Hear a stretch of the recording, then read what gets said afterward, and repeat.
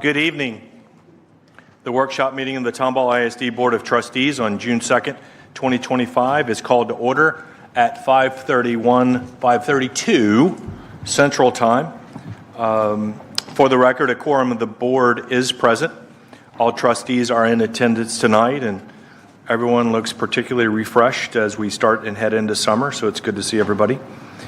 This meeting is being recorded in accordance with Government Code Section 551.128.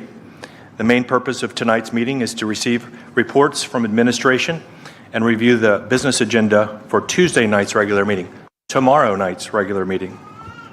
Any action regarding items on the business agenda will be taken at Tuesday's meeting, tomorrow night. This is a meeting of the Board of Trustees that is open to the public. However, it is not a meeting of the public. Public participation is limited to designated times during the meeting for citizen comment for those that have registered to speak in accordance with board procedures. We do ask for your cooperation, ensuring that the meeting runs in an orderly manner. I will now give the floor over to the Superintendent of Schools, Dr. Martha Salazar-Zamora, to proceed with recognitions. Yes, thank you so much, President Dr. Pratt, members of the board, those of you in the audience tonight. We are so pleased to begin our recognitions with our Tomball ISD retirees. Welcome back. We are glad to have you, and we would like to recognize each of you. Dr. Lee Wright, our Assistant Superintendent of Human Talent, will lead us in the next portion of our recognitions.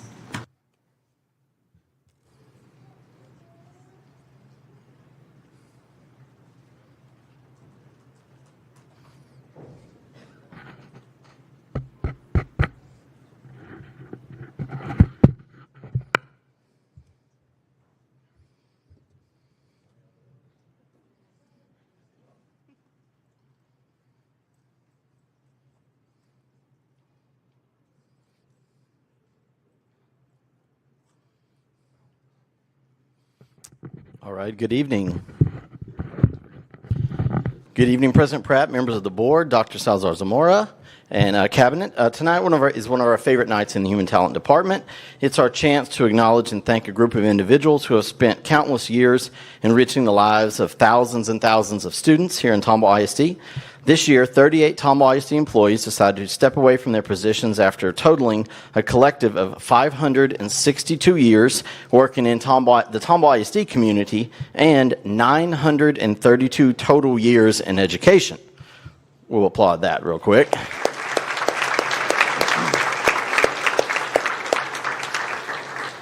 We have, of those 38, we had 21 register to be here. I think we have 18 that are here. If those other three just came in the last moment, I'll be sure to try to find you before we move forward. So for our honored guests, you can come up here when I call your name and shake hands with our board members, then meet with Dr. Z and Dr. Pratt for a photo opportunity, and then return to your seat, and then we'll go through everybody, and then we'll have a large group photo at the end. First, Rosemary Borey. Ms. Borey is retiring from the Special Services Department, where she served as a bilingual diagnostician. She dedicated 26 years to the Tomball ISD community and 28 total years in education. She stated that she and her husband were moving to Spain and plan to travel the world.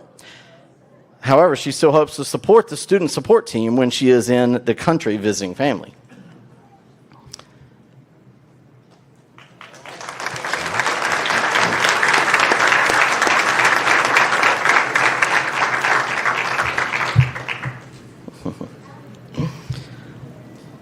Jennifer Adams. Ms. Adams is retiring from the Curriculum and Instruction Department, where she has served as the Director of Science and Robotics. Ms. Adams has dedicated 9 years to the Tomball ISD community and 19 total years in education. She stated that she plans on traveling with her husband, watching a lot of Astros baseball, and opening a crochet crafting business. Congratulations.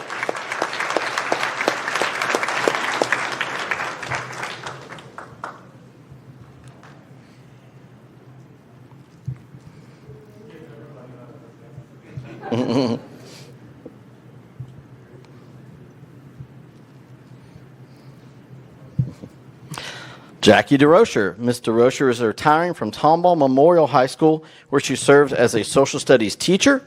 Ms. DeRocher has dedicated 25 years to education, all of which were here in the Tomball ISD community. She stated that she will be returning to her home state of Michigan so that she can see her nephews and godson participate in their athletic events and activities for their last years of high school before graduation.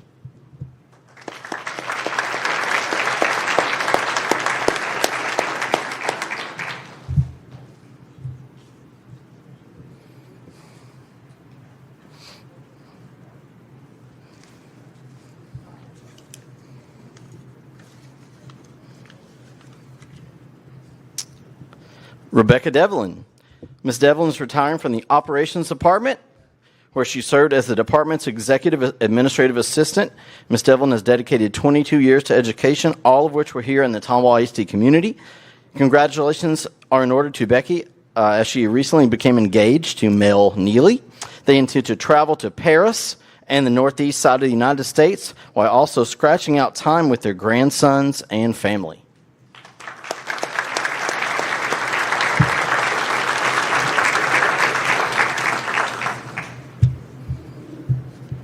Christy Donald. Ms. Donald is retiring from Lakewood Elementary School, where she served as a math specialist. Ms. Donald has dedicated 24 years to education, all of which were here in the Tomball ISD community. She stated that she and her husband are in the process of moving to Boise, Idaho, to be close to their first grandchild and his parents. Besides spoiling her grandson, she plans on spending time reading, crafting, and of course, traveling.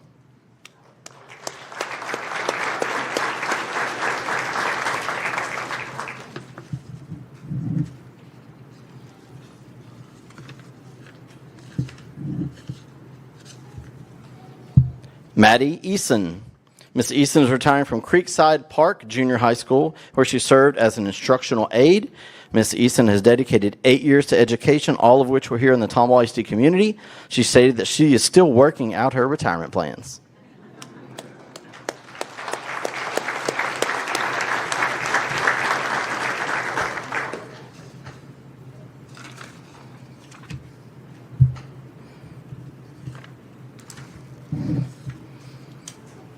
Antonio Escobar. Mr. Escobar is retiring from the Curriculum Instruction Department, where he served as a multilingual specialist. Mr. Escobar has dedicated 4 years to the Tomball ISD community and 23 total years in education. He stated that no plan is the plan. However, if you know Antonio, then you know he is an avid runner and triathlete. He now has the time to invest in another Ironman, which he is currently debating signing up for.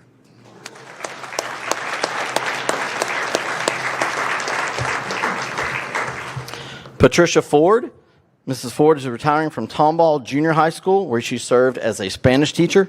Mrs. Ford has dedicated 23 years to education, all of which were here in the Tomball ISD community. She is starting her retirement with a move out of state.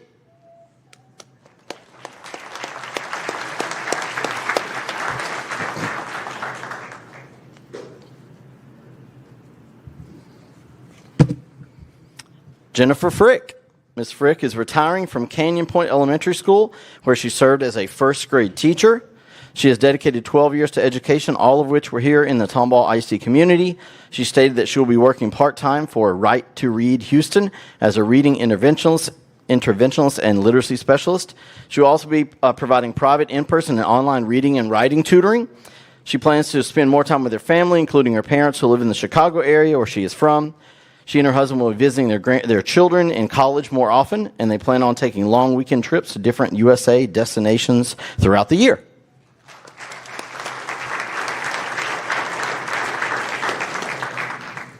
Henrietta Gonsalves. Henrietta is retiring from the Operation Department, where she served as the administrative assistant for the Fine Arts Department. She has dedicated 21 years to the Tomball ISD community and 22 total years in education. She stated that she plans to spend more time with family and enjoying her hobbies, some traveling, quilting, and pickleball.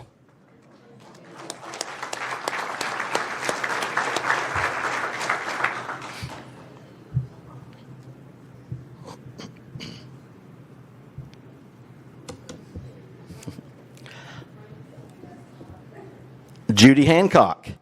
Ms. Hancock is retiring from Tomball Connections Academy, where she has served as a math and science teacher.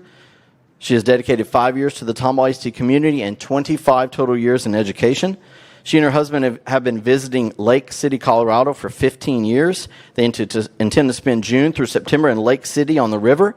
They also have a few other trips planned and will continue to travel and visit their daughter in Seattle and their daughter's family, really the grandchildren, in Canyon, Texas.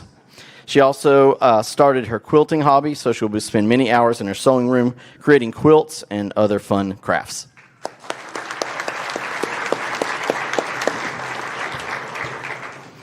Wendy Lewis. Miss Lewis is retiring from Special Services Department, where she served as a teacher for students with visual impairments. Miss Lewis has dedicated 26 years to the Tomball ISD community and 28 total years in education. She stated that she is looking forward to having more time to spend with her mother and the ability to travel with her husband. She also has some irons in the fire with potential side work.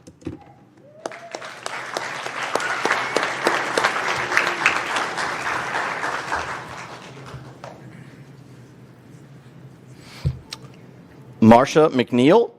Miss McNeil is retiring from Tomball Connections Academy, where she served as a health clerk. She has dedicated 18 years to education, all of which were here in the Tomball ISD community. She stated that she plans to do some renovation work on her condo on Lake Conroe, where she plans to move in the near future.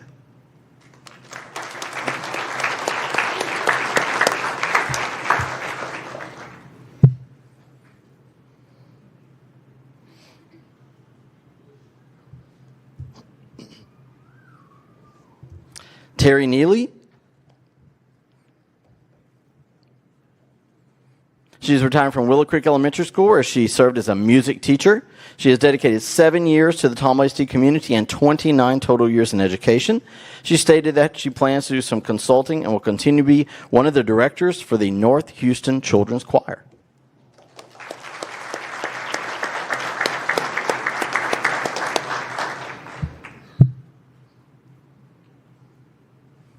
Deborah Rigg. Miss Rigg is retiring from Tomball Connections Academy, where she served as the campus administrative assistant. She has dedicated 31 years to education, all of which were here in the Tomball ISD community. She stated that she and her husband Daniel are both retiring and moving to Pittsburgh. Their daughter and family are in Pittsburgh, while their son and family are in Georgia, so they will all be closer. She is a Massachusetts girl. Her own brother and sisters are also from the Northeast. Texas has been good to them for 31 years. They will miss the people here in the Tomball area, but it is time to get closer to home.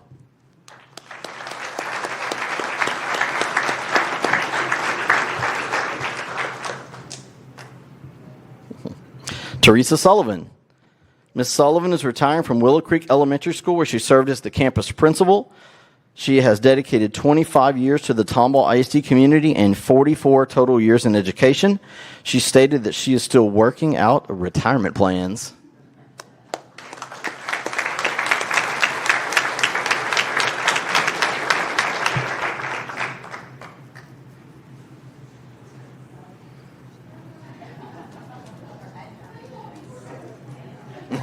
Yeah.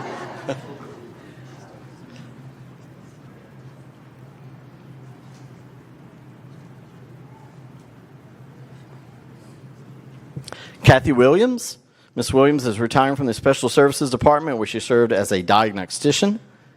Miss Williams has dedicated 27 years to the Tomball ISD community and 30 total years in education. She stated she is looking forward to exploring close-by travels, spending more time with family and grandkids, and enjoying a 7-day weekend every week.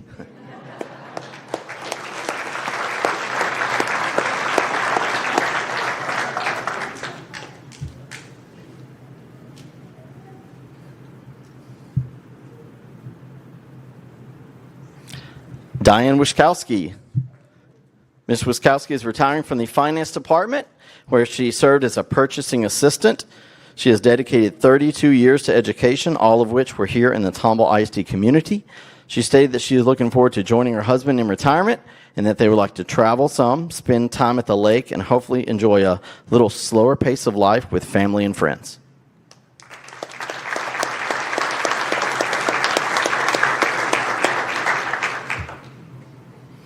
We had a few others that register. I just want to check to see if they're here. Pamela Hoffmeister. Ms. Hoffmeister, Juliana Hauk, and Tracy Waller. Ms. Waller.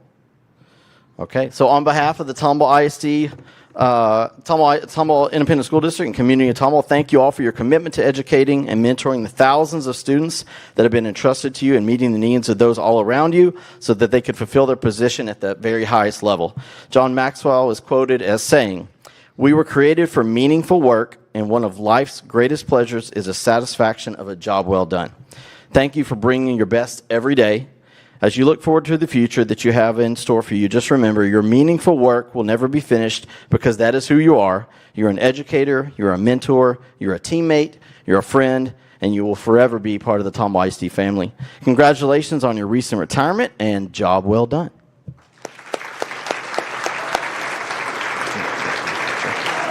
You can all... Not group picture? No, group picture. We'd like to take one large group picture of all of our retirees tonight, if you'll make your way to the front.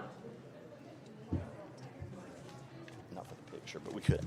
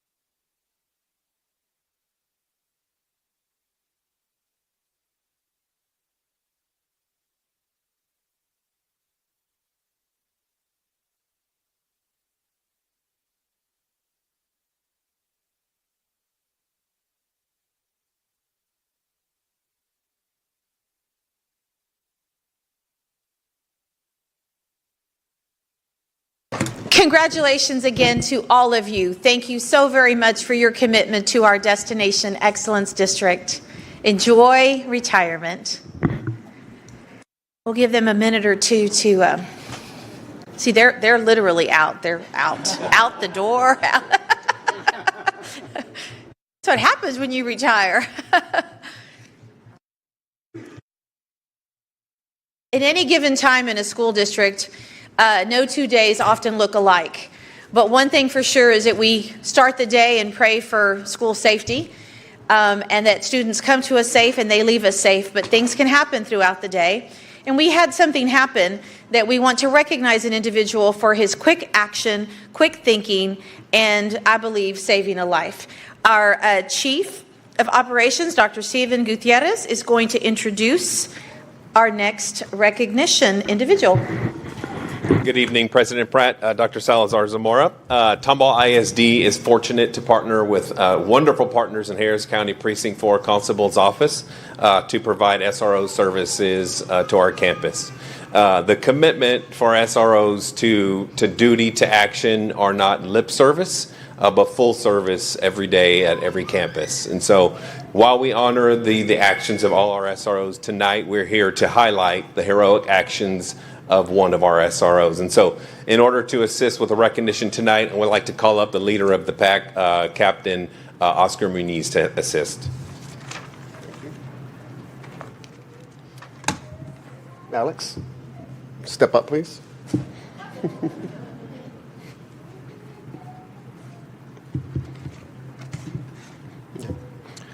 Good evening, Dr. Zamora, Dr. Pratt, members of the cabinet and the board. Thank you for the opportunity to speak tonight. I want to take a moment to give a special recognition to one of our incredible school resource officers, Deputy Alex Muñiz, also known as my nerdy little brother, actually. I know I wasn't supposed to say that, but that's my little brother right there. So this comes from the heart, and I'm very proud of him. So I'm very proud of my brother. I've been proud for him for a long time, but today was a special moment to do this for me. But on with the story. On May 20th, 2025, Deputy Alex Muñiz demonstrated exceptional bravery and quick thinking by performing the Heimlich maneuver to save a student who was choking during lunch at West Elementary School.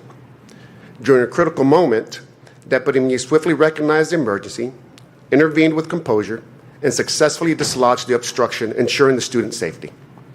His professionalism and dedication to the well-being of our students exemplifies the vital role school resource officers play in our school community.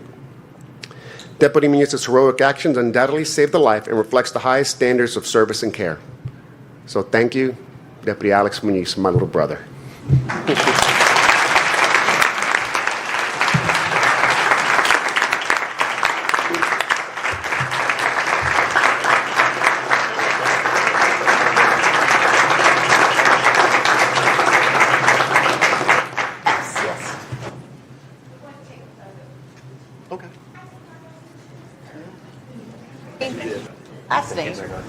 Thank you so much. Appreciate you.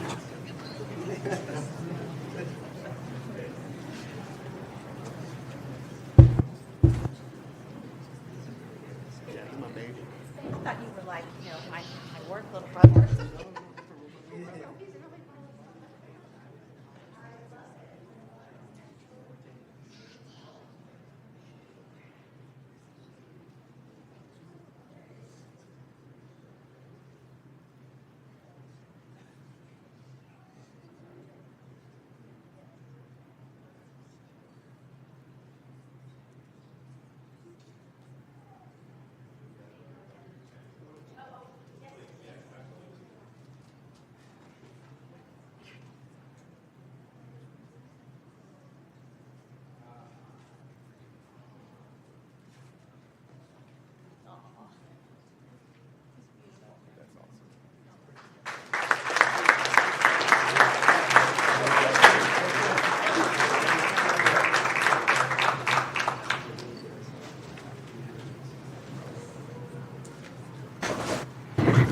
Thank you again, Deputy Muñiz. We truly appreciate you.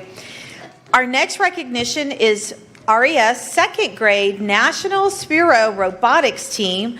Our very own Jennifer Adams, Director of Science and Robotics, will let us know a little bit about this incredible team and their recognition.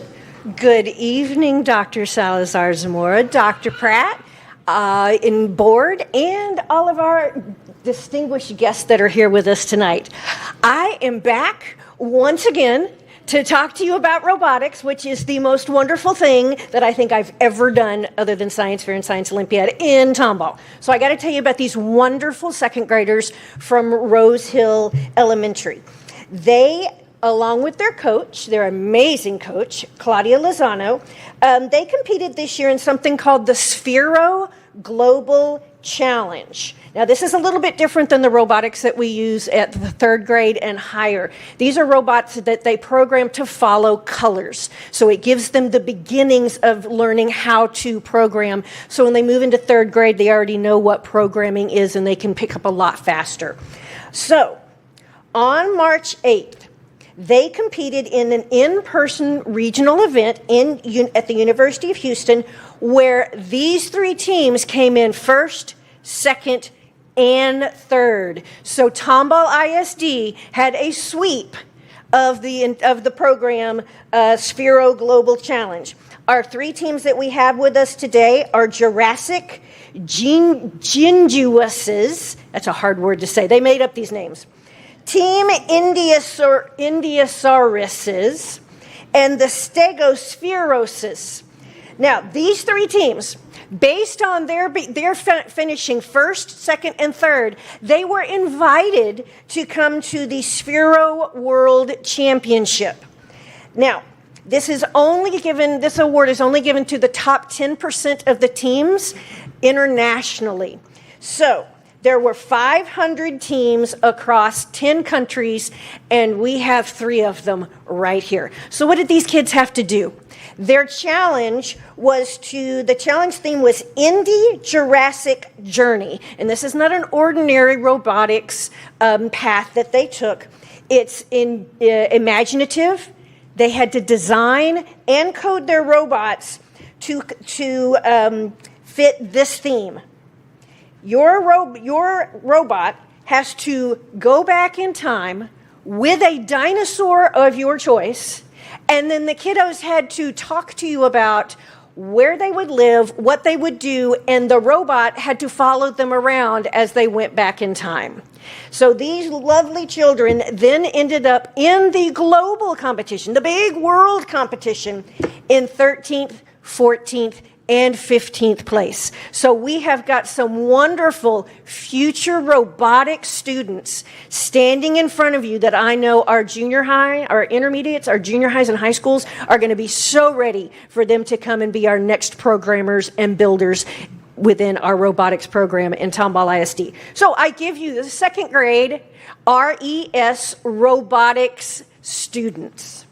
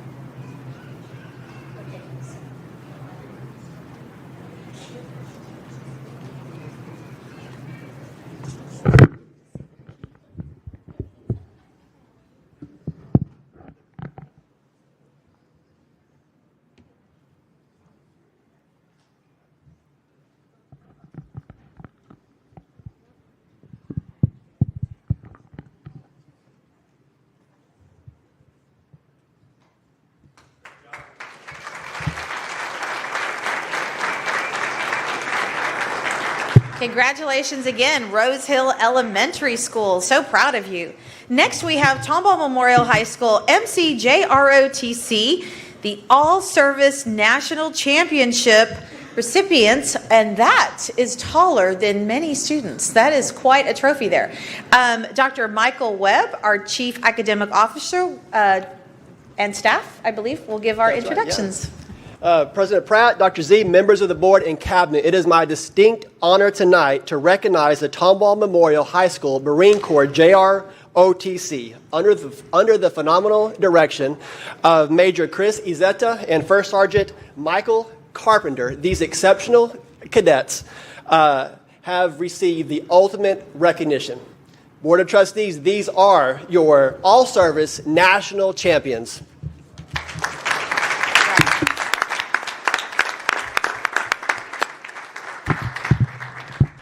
Good evening, Dr. Zamora, Dr. Pratt, ladies and gentlemen of the board and staff. I've got 3 teams here, actually. My first team is my color guard, who did win the All-Service National Championship. And just to let you know, last year, they were our secondary color guard. And they told me at the beginning of the year, our secondary color guard got 3rd last year. They told me they could beat them, and they certainly did. So I'll introduce them. My actual color guard commander is on vacation, but her name is Cadet Sarah McCleary. Then I have Cadet Natalia Onate, Cadet Benjamin Morton, and Cadet Eric King. Next to him, you've probably seen this young man throwing rifles on a video or two in town during a pep rally or something like that. That is Cadet Monqualan Johnson. He competed as an individual all-service armed soloist. Now, when Cadet Johnson started in high school in his freshman year, he would throw a stick in his backyard to practice because he didn't have a rifle. And 4 years later, he came out and he received 5th place overall, which is quite an accomplishment. It's the best armed soloist in the entire nation, and he got 5th place. So we're very proud of him. And a graduate now and heading to the Marine Corps in August. Next to him, I have Cadet Gavin Wood and Cadet Rachel Bell, excuse me. They competed as all-service unarmed dual, and they came in 16th place overall, which is something that our school does not do on a normal basis. So they went out there, they created a routine by themselves, did a 3-minute routine, and not something the Marine Corps is very well known for, unarmed exhibition, but they went out there and showed their stuff and got 16th place overall. And finally, we can't do anything without a support team. Our support team for this year was Cadet Marcus Rodriguez. He supported us in Daytona during nationals and during our other events. So great team effort, and next time you see your color guard out there, they're national champions. So.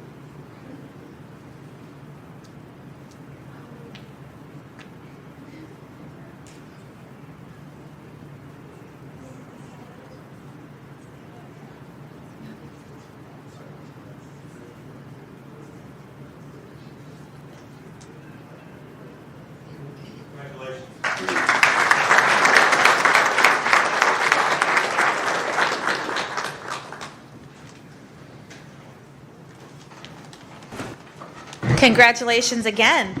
Now we're excited to move into our athletic recognitions. Tonight we'll start with Tomball ISD track. Representing Tomball High School is Dave Handel, and representing Tomball Memorial is Jennifer Collier. Thank you, Dr. Z, Cabinet, Board of Trustees. So grateful for all you guys and what you guys do for athletics. And the most impressive thing is there's no game, no match, no meet that's too far for you guys to travel and support our athletes and support our programs. And you have no idea what that means to us. So, unfortunately, we get to do it again this weekend, too. So we definitely look forward to that. So I'm honored and privileged to stand before you tonight to introduce our head girls state champion, track coach, Austin McCrary.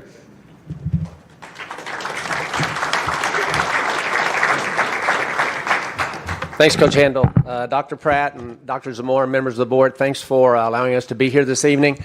I was kind of thinking earlier, it's kind of fun, year in and year out, always coming up here. And so it's get to see your faces all the time. So that's fun that we're able to do that. So this evening, the individual we have to recognize is Peach Booker.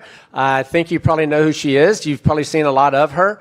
Before we get to the athletics portion of it, I want to let you know that she is she's an outstanding individual Put it that way. She's very humble. With regards to sportsmanship, I would put sportsmanship at the highest of any athlete that I've seen or been associated with. She is awesome. I mean, when you put that out there and you say humble and you say sportsmanship, she's got it. And I think that's those skills that you take with you the rest of your life, and that's more important than a lot of other things. And so moving on, so she's a double gold winner this year at the state meet in both the 100 hurdles and the 300 hurdles. But someone that I brought with me to actually talk about that a little bit more, because I'm not with her all the time in that specific area, is our boys track coach, Dale Coley. And so he gets to see her on a daily basis. So I'm going to let him say a few words with regards to what she does, because he's the one that's really around her more often. Good evening, Board. Thank you for the opportunity. I know Coach McQuarrie does this every year, but some of us are a little new to the game, and so this is a much bigger deal for us, so we're very excited to be here. I have the fortunate opportunity that I get to be the hurdles coach at Tomball High School. We got a full crew, but with Peach, really my goal and my job is primarily get her on the bus. If I get her on the bus and I get her to the meet, then we're bringing some gold medals home. And that was the deal when we made it to area, when we made it to regionals, and then the state meet. She was the double gold winner at the 6A state meet. She finished the 100-meter hurdles with a time of 13.30, which is 8 hundredths of a second off of the state record. And then she was 41.30, which is 33 tenths of a second off of the state record in that event for the 300 hurdles. So that is already her goal for next year, because she's just a junior. And the thing that I would echo what Coach McQuarrie said when she was getting her gold medals, and they have the workers there. They came over to us and her mom and told us that she had the greatest handshake, that she was so respectful, that she was very grateful for the opportunity and gracious for all that was going on. And so not only were we proud that she had Tomball across her chest as she crossed that finish line, but she represents this district, this city, this town, the way that we want. And so while some people, this is my line here. I worked on this, okay? So y'all just, this is where the applause comes in, all right? Just coaching everybody up. Some people call her Naomi. Some people call her Peach, but everybody gets to call her state champion now.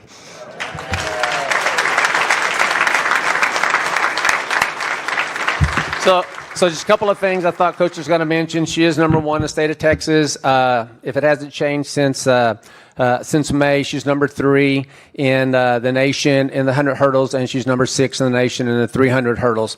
And like I mentioned last year, I said, look forward to seeing you this year. We look forward to seeing you next year again. Thank you.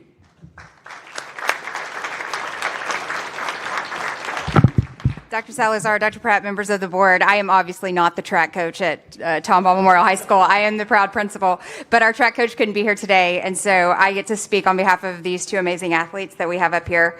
First, I'm going to introduce Mr. Braylon Bird. Braylon is a senior at Tomball Memorial, where he competed in the 100 meters, the 200 meters, the 400 meters, the long jump, and was also a member of the 4x1 relay team, so he was very busy during track season. Here are some of his highlights. He has set the school record in the 100 meter, the 200 meter, the 400 meter, and the 4x1 meter relay. He's placed first at the Texas relays this year. He was the district champion in the 100 meter and the 200 meter, the area champion in the 100 meter and the 200 meter, and he placed second at the regional meet in the 200 meters and third in the 100 meter. At the state meet, which I had a privilege of watching on my iPad because I was on a trip with the choir the choir for Tomball Memorial. We watched him. He placed 6th in both the 100 and 200 meters, but I will tell you that the 100 meter race that we watched was the fastest race in Texas history, and he was on that track competing. It was unbelievable to watch, and if you blinked, you missed it. Like, it was that fast, right? So Braylon had a great career at Tomball Memorial. We wish him the best of luck as he continues his track career at Texas Tech University. So congratulations, Braylon.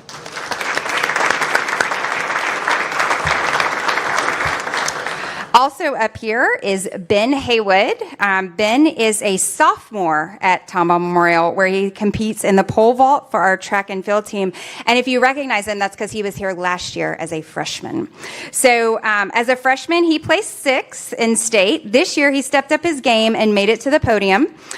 Here are some of the highlights of his 2025 season. He was 2nd at the Texas Relays. He was the district champion for pole vault. He was 2nd at the area meet. He was the regional champion. And he was 3rd at the meet, although I watched it, and I don't know much about track. Again, I'm the principal, but it took him 2 tries to get over. Had he got over the first try, he would have been tied as the state champion as a sophomore. So it was very impressive to watch him. Ben had a great 2025 season, and we look forward to him having an even better junior year. And then I can't imagine what he's going to accomplish his senior year. So here are your track stars from Tomball Memorial and Tomball ISD.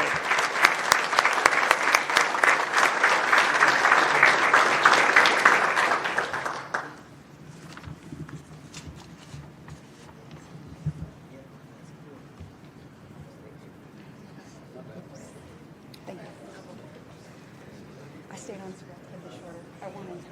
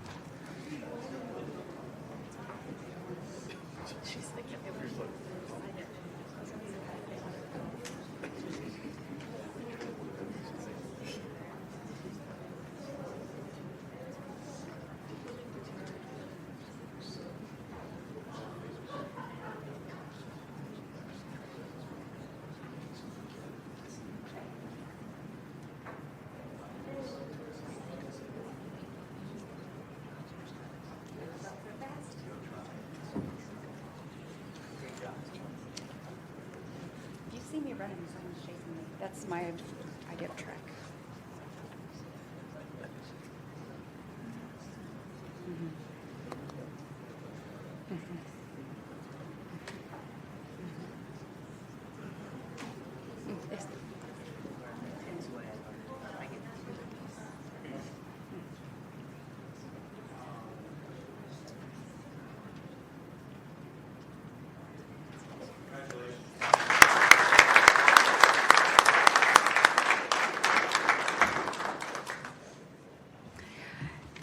Okay, Dr.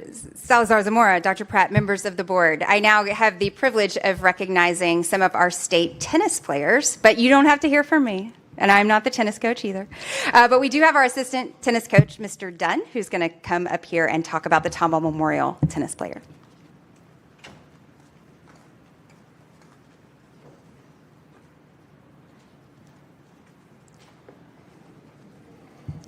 Hello, I'm an assistant tennis coach at Tomball Memorial. Coach Taylor wishes she could have been here, but we shouldn't hear about it until too late, and she's up in Oklahoma doing some personal matters. But I'm here to recognize our state doubles competitors, senior Xander Newell and James Vo. James Vo couldn't be here, but he was one of the ones the other side of that team. When I first come over to Tomball Memorial, I watched them play the first practice, and I remember going home telling my wife, hey, we're going to state. So I'm just there was 2 of the most amazing players I've ever had to coach, and they did a great job. They fought hard and they worked hard, a lot of discipline throughout the whole year, and it ended very well for them. Didn't make it out of the first round in the state, but it was a great match to watch. It was fun. We had a bunch of ups and downs, and it was very fun to watch. But that is our doubles team, our half a doubles team, Xander Newell.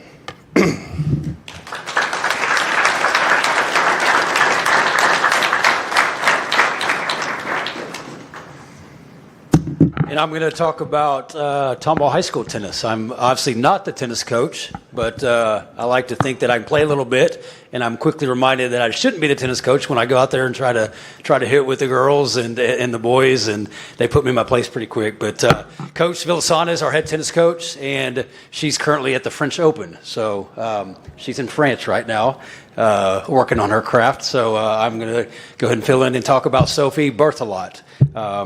Sophie was a freshman for us this year, which makes her accomplishments that much more impressive. This fall and spring, she had a combined singles record of 36-4. Her fall-spring doubles record was a combined 9-2. She was first-team All-District. She was 15-6A Freshman of the Year, and she was Team Tennis District 15-6A MVP. This spring, she finished as a district champion. She finished the spring season as a regional runner-up accomplishment and a state qualifier.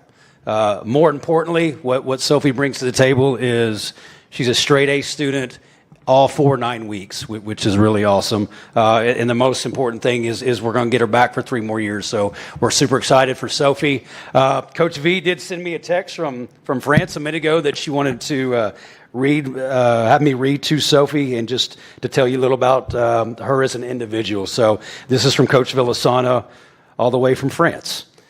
Sophie's one of the most dedicated student athletes I've had the pleasure to coach. I was also her Spanish teacher second semester, so I also know her in the classroom as well. On the court, she gives her all during practice and matches. She'll always fight till the end. She's also one of the best teammates that you could ever have, and I think that speaks volumes of any athlete is what type of teammate you are. So Sophie checks all those boxes, and Sophie, we're super excited for you, proud of you, and we look forward to seeing you back next year. So Sophie Berthelot.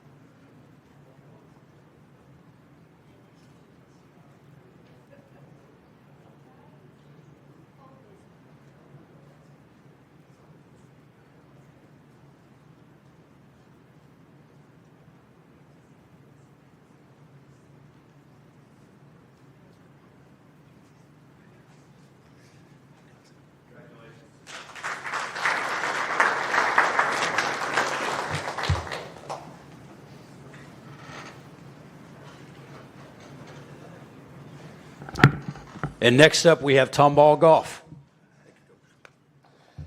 Hi, I'm Commander Boucher, also Coach Boucher. I'm dual-hatted, as you know. I got to tell you, what a fantastic year our golf team has had, taking first, second, third place in each of the tournaments they played with multiple individual places. They took first place in district there 5 times, last 5 times in a row, which is amazing.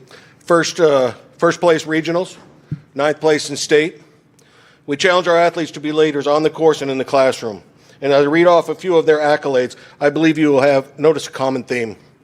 Besides just winning on the course, they are winning in the classroom as well. Roberta Alvarez, who unfortunately cannot be here, she's playing in a golf tournament.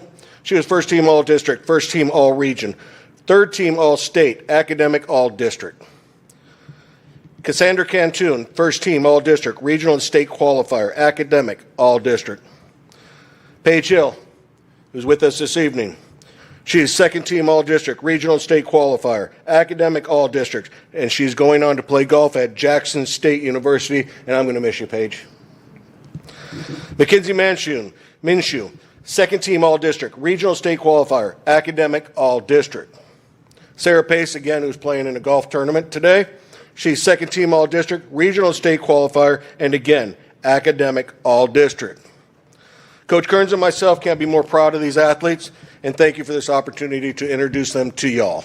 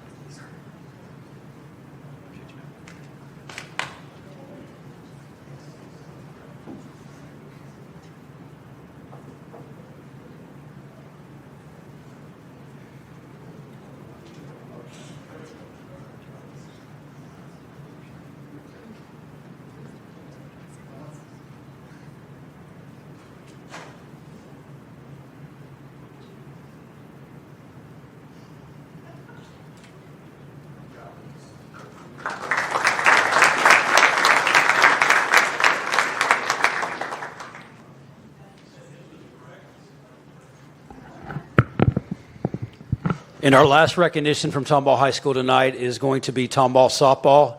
And to speak on our top 8 in the state finishers softball team, Coach Thompson.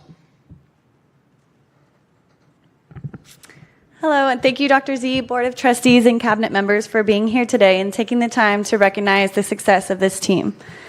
Thank you, Coach Flanagan, Principal Scott, and Coach Handel for giving me the opportunity to coach such a talented and special group of athletes. And thank you more than anything to our parents, family members, friends, and Tomball community for supporting us through district and into postseason. I know I speak for all of us when I say we truly fed off your energy and strive to make you proud. This year, we finished our season with a record of 32-7, 16-0 undefeated district champs, a 23-game win streak, by-district, area, and regional semifinal champs, ended our season as regional finalists, and 100% of the players on our varsity roster were voted for a 15-6A district award, which included Pitcher of the Year, Best Defensive Player, 4 First-Team All-District Awards, 3 Second-Team All-District Awards, and 3 District Honorable Mention Awards. 11 received Academic All-District. Senior Caitlin Hamilton received the THSCA Academic All-State. 2 of our pitchers, Reggie and Kaylee, hit 200-plus career strikeouts. And last but not least, Junior Abby Murillo broke a school record of stolen bases in a season at 38. Aside from the awards, there is something special about the bond this team has formed. When you have athletes that work hard, it's easy to have fun. We care about each other like a family, and that makes it easier to keep showing up. We are eager and hungry to compete for another successful season in 2026. Thank you again. Go Cougs.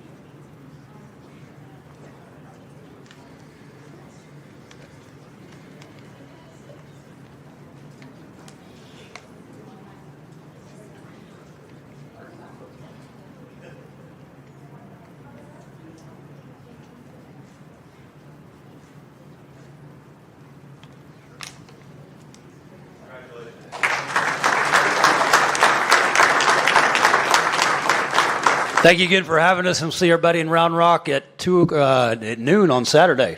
Noon on Saturday. Go Cougs. Righty. Congratulations again, girls. Thank you to all of the families that came to support our athletes and other recipients. Moving on this evening, we have two reports tonight. The first one is Exceeding Excellence 2030 Phase 1 Update. Dr. Amy Schindewolf, our Chief of Staff for, I guess, one more meeting, soon to be Deputy Superintendent, is going to kick this off. Thank you, President Pratt, Dr. Z, members of the board. I come to you tonight, as Dr. Z said, with a Phase 1 update for Exceeding Excellence, which is our strategic plan 2030. And as a reminder, Phase 1 has only been a very short phase that started after the approval of the strategic plan. So we actually didn't kick off Phase 1 until January when we came back for this semester. So this is the shortest phase that we will have out of all of our phases. And so we only have from January until the very last day of May for Phase 1. So we'll go through and update a little bit of a review. So as we look back as a review, remember that we were in a partnership with Into Learning, which was an outside consultant facilitator that took us through the process. We did have a thought exchange that ran those dates where we had 2,729 participants, 1,298 thoughts, but over 60,000 ratings on those thoughts. And those ideas were used to help drive the work of the committee.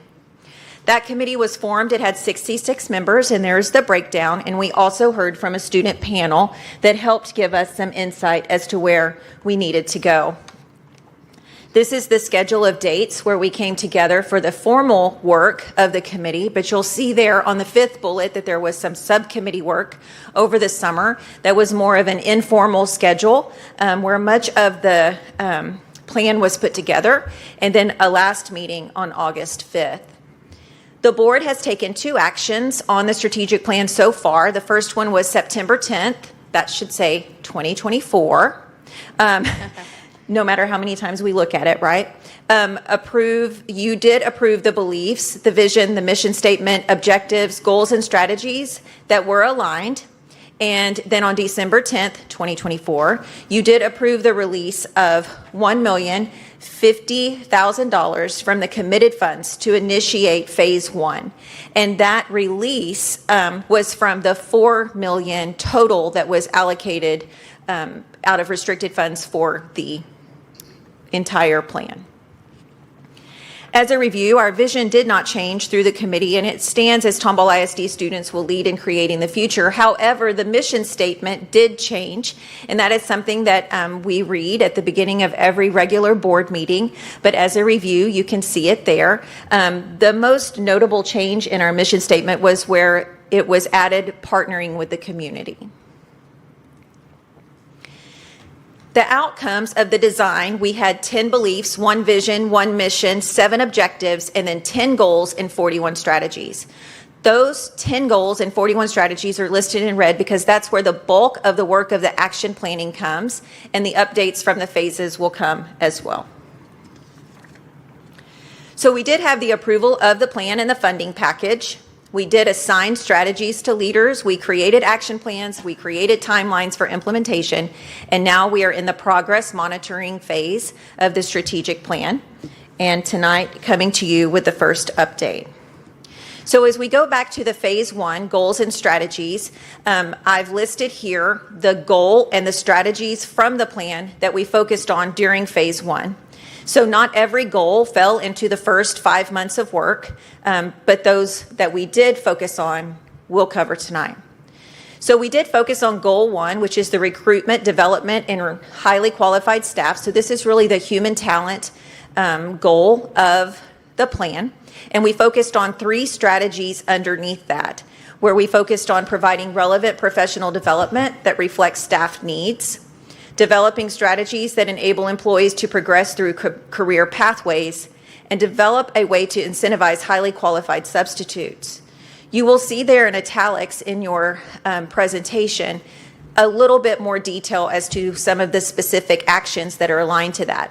As we go through the phase updates, it's important that we focused on these things, but that doesn't mean that they're complete and that now in May we can say we did that and we checked it off the list.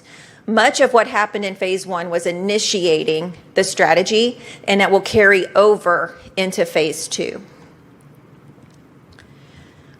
We did not focus on anything in goal 2, but in goal 3, we looked at our character education framework, and we worked on developing a comprehensive, accessible, and engaging parent university program that empowers parents.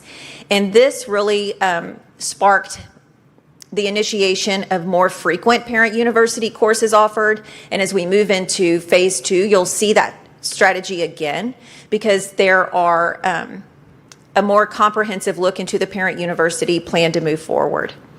As we look at goal 4, prioritizing family and community partnerships to cultivate pride and ensure a strong and stable public school experience, we focused on strategy 1, which was to increase family engagement and awareness through comprehensive targeted communication strategies. Much of those communication strategies naturally fit into our Bond 2025 campaign, but that was only an initiation of these. That is going to continue into phase 2. We also did complete a communication thought exchange to the public to really focus on how can we improve communication in the district for our families. And so that'll help drive our work and our action planning into phase 2. In goal 5, we looked at safety and security, where we are going to provide a safe, secure, and caring environment. And we focused on these strategies. And I will say that the bulk of the funding that came in phase 1 really is aligned to goal 5. And so we looked at Hope Squad, implementing that ongoing educational campaign to promote kindness, respect, and inclusivity. Stop Finder, Trans Finder, which we have discussed at the board level, installing modern security systems on campuses and transportation services. And then continuing to enhance our strong relationship with local law enforcement, healthcare providers, and community organizations. And so we did, in that, specifically revise our emergency response plans district-wide. And we focused on a reunification practice with all of our leaders. And that was only the start of that. As we move into phase 2, we have next steps in those reunification practices and some additional safety and security strategies that you will see. So we moved into goal 6. We want to empower students with the knowledge necessary to be responsible, ethical digital citizens. So we did focus on a couple of strategies there. One of them is to look at the accessibility, usage, maximization, and viability of current technological resources. We want to make sure that the things that we are using in the classroom are actually giving us the value that we are expecting them to. We were able to purchase through strategic plan dollars Lightspeed Digital Insight. This is a contract and a product that enables us to really look at the usage of all of our platforms and programs in our classrooms to determine which ones are used, how much they are used. We can then measure the effect of those programs. And we can also look at the things that are being used in our classrooms district supported. We looked at assess and incorporate safe and responsible measures for emerging technologies. A lot of this is looking at different AI and virtual reality opportunities in the curriculum. So those are some things that are utilized in partnership between curriculum and instruction and the technology department, where we look at different things in the classroom to enhance instruction, mainly through AI. And those are pilots where we look at, do we want to move forward? It's definitely not something that we would want to do district-wide out front. We want to try that, see the effect of it. Does it work for us? What's the effect on instruction? And determine whether we want to move forward. Goal 7 is the partner goal to goal 6. And so this is where we are going to create a unified technology vision. So we did focus on 2 strategies there. Again, researching and piloting promising new technologies within the curriculum. This one partners with goal 6. And then strategy 3, to incorporate emerging technology such as artificial intelligence and virtual reality and the instructional practices of PLCs to foster creativity. We were able, this part in phase one was to look at the Lightspeed classroom. This is to start this strategy. That is a tool that can be used by teachers in the classroom where they can monitor what's happening on every Chromebook and set guidelines and policies around what students are doing so that they can do that in a safe and secure way. Goal 8, we will provide a premier learning experience for present and future students through maximum utilization of financial and physical resources. This was something that we were able to dive into because of the bond study, and we'll continue to go further into that, looking at our debt management. 9, to design and deliver innovative, aligned professional learning that inspires high expectations and fosters autonomy. We were able to focus on strategy 3 there, where we are looking at maximizing educator capacity for them to, all of our staff members, to become leaders in their current role. We did partner with Into Learning for teacher leaders, for our principals, for our assistant principals, and continue to look at avenues for providing leadership opportunities regardless of your role. And then finally, goal 10, looking at CCMR programming to cultivate a deeper understanding of vertical alignment. This really focuses through strategy 3 on our curriculum writing, making sure that we're continuing to revise our curriculum and map that curriculum vertically to make sure that it's aligned with our CCMR programming. So as we look at phase 1, that is a lot of work for 5 months, looking at the comprehensive look at that, remembering that a lot of that is just initiation. None of the things that I mentioned there, we can check off the list as saying they're complete, done, and 5 months isn't enough time to do that. It just really got us off the ground in the work and launch into phase 2, which is much more robust. I've talked to the team about making sure, as we are very aggressive in our phase 2 strategies, that we don't get too aggressive to where we can't do it well. And we've looked at that and reviewed that as a team, and everyone feels assured that we're ready for that phase 2. As we wrap up the phase 1, when we look at the budget progress, as I mentioned at the beginning, you approved $1,050,000 for that to be released to initiate phase 1, and of that we spent $795,317. So we will return that balance of $343,920 to the budget, and that will be requested to be released to continue phase 1 actions during phase 2. There is not a budget request on tomorrow night's meeting. That will come at a later board meeting. Are there any questions before we go into an overview of phase 2 about phase 1?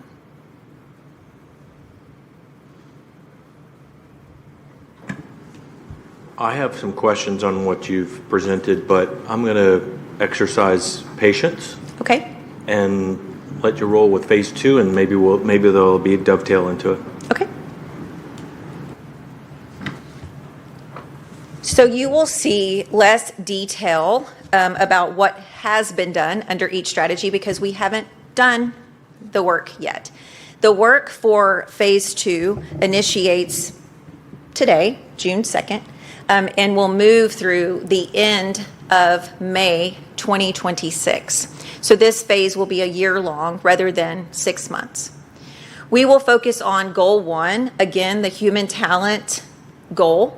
And strategy 1 is a continuation from phase 1, where we will continue to look at the professional development that reflects staff needs. And we will also look at the autonomy to staff, both person and virtually. That is where we are looking at how we can provide online courses for our staff, self-paced courses for our staff, and really make that a more robust opportunities offered to them where in different formats. We will focus on communication and relationships through open and honest feedback that influence culture and needs of individual campuses and departments. We talk a lot about meeting the needs of our students individually, and one of the things that really puts Tomball apart is that we are able to meet the needs of individual learners, that where our learners are, we are able to provide instruction to meet that need. And it is just as important to meet our staff members where they are based on their need.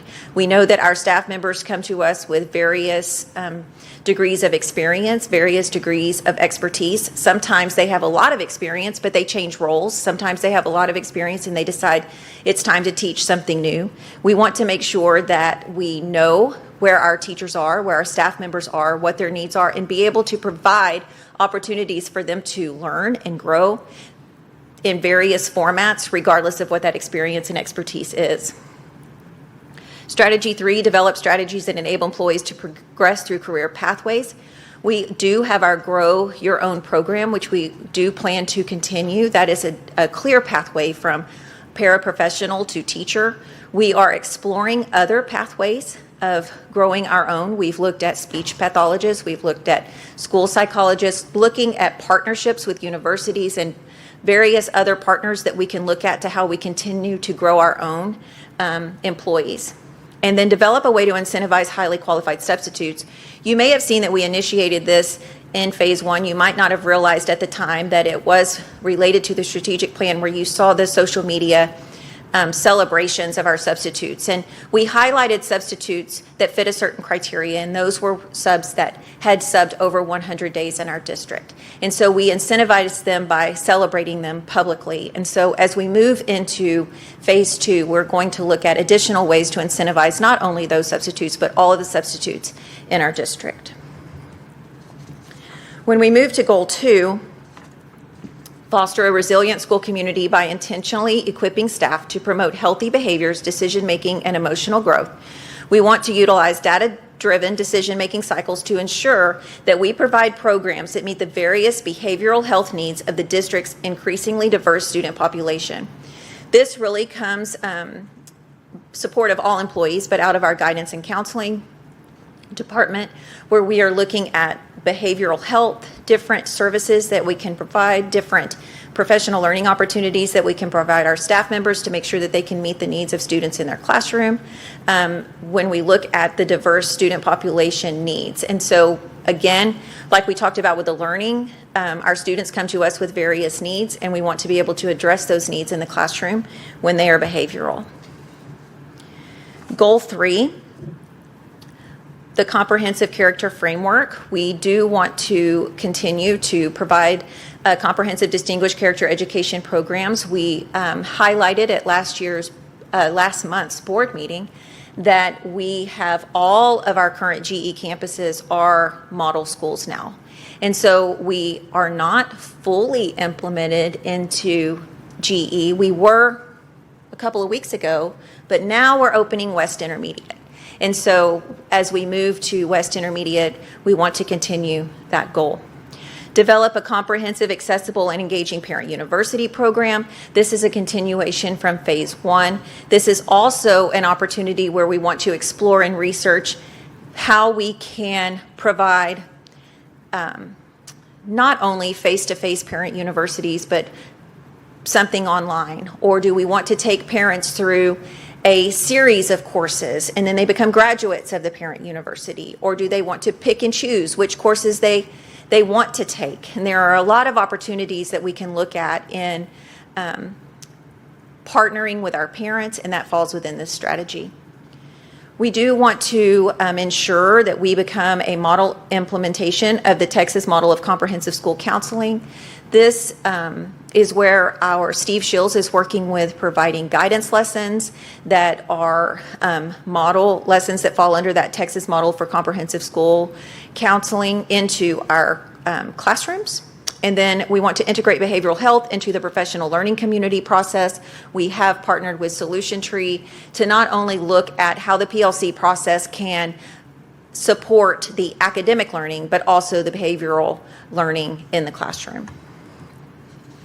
When we look at goal 4 and the family and community partnerships, we'll continue from phase 1, strategy 1, our family engagement and awareness through communication strategies. This is where we will work on what we learned in the thought exchange and start implementing what we can in a timely manner based on what our families say that they need.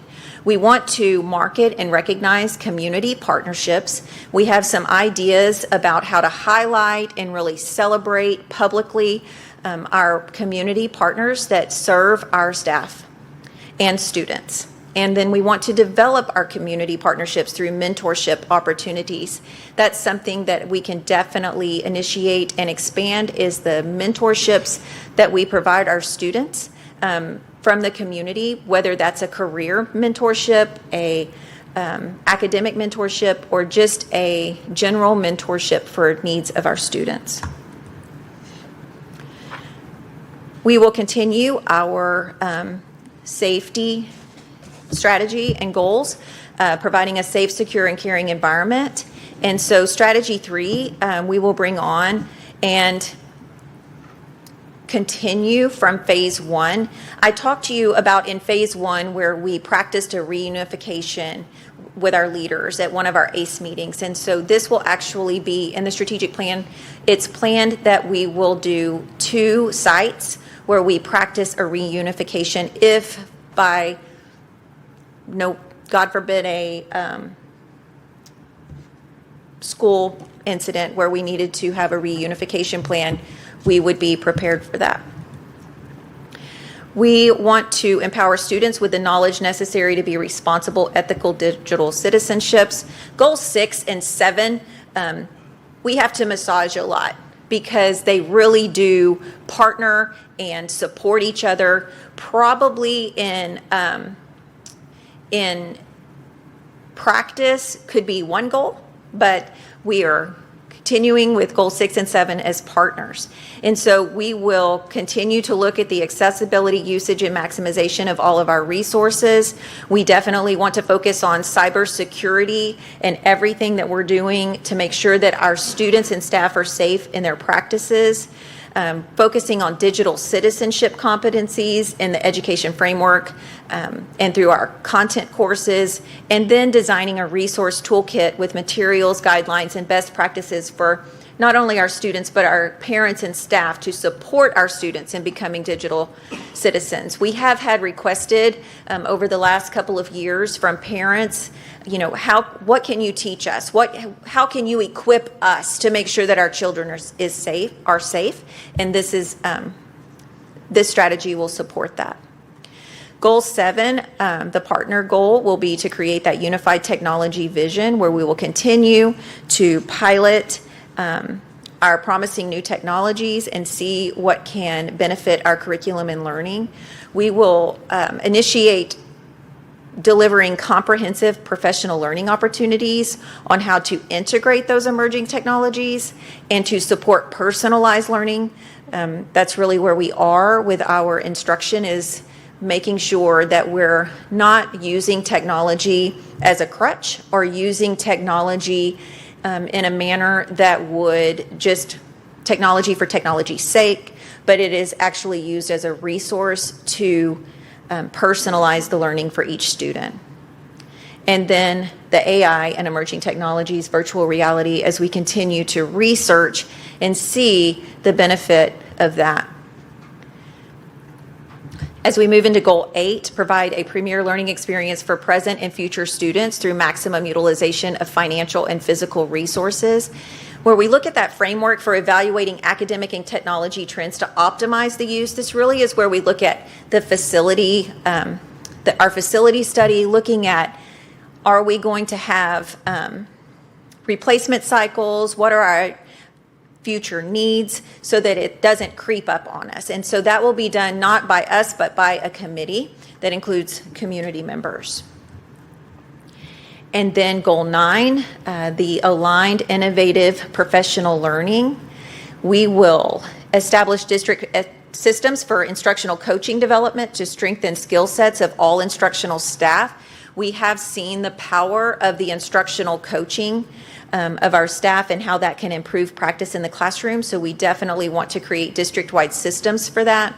We want to increase educator proficiency on how the PLC practices enhance learning outcomes through continuous improvement. We are a model PLC district and we take a lot of pride in that, but it's kind of like we say, and Dr. Z says to us a lot of the times, you can be at the top, but it's hard to stay at the top. So you can become a PLC model district. You don't just continue to be that model district because you have the title. You have to work on that. You have to learn. You have to continue to look at what works now and continue as we have staff change that everyone is acting at that model level. Implement that leadership framework to maximize educator capacity. We talked about that, continuing to look at different ways where, regardless of your role, you can be a leader in that role. And then we want to develop professional learning guidelines and best practice standards to create clarity and fidelity of our professional development. We provide a wide range of professional development, and as we move into providing more avenues for that PD, whether it's online or self-paced, we want to make sure that we have that aligned clarity and fidelity, where we have standards that, regardless of the mode of instruction for the professional learning, that it's at the high level of expectation that Tomball ISD expects. And then finally, goal 10, the CCMR programming. Remember that in phase 1, we only focused on the curriculum writing. As we move into the summer, planning that curriculum writing. And so you'll see that continuation from strategy 3. But we also want to make sure that we have develop and conduct a comprehensive and continuous assessment system capable of addressing the current reality of where we are.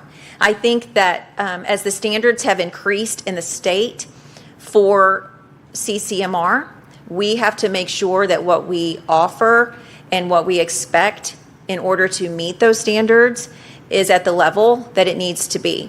And so we have to do a needs assessment of how we are meeting the CCMR requirements for our students. Do we need to add anything? Get a clear picture of where we are and develop a plan for that.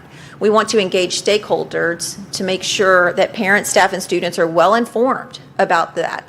We talk a lot about needing to talk at the lower levels to prepare. We know that as you move into high school, it gets super complicated and oftentimes too late. You have to start planning at the lower levels, probably the intermediate level, to know what can I do in junior high? What can I explore? How do I get CCMR? What are my college opportunities? What does the district offer? Especially as we continue to develop programs in the district that provide you college credit and sometimes college degrees. When you get into high school, we have to develop strategies to communicate that and to inform parents and all stakeholders. And then explore innovative, flexible master scheduling to ensure every Tomball ISD student has a personalized pathway. We've dipped our toe into that. We dipped our toe into that with the use of the Innovation Center, with our students traveling back and forth. We've had to work with our comprehensive high schools to partner with the staff at our Innovation Center to be flexible in our master scheduling, to make sure that our structure of the day doesn't keep a student from being involved in the programs that they want to be involved in. And so we have to continue to look at that flexible scheduling. It's not on tomorrow night, but as we look at the phase 2 and that request coming very soon, we will want to move forward that balance of 343, 920 from phase 1. And all that I just talked about in phase 2, the request for that is 631.80 of the $4 million that was allocated.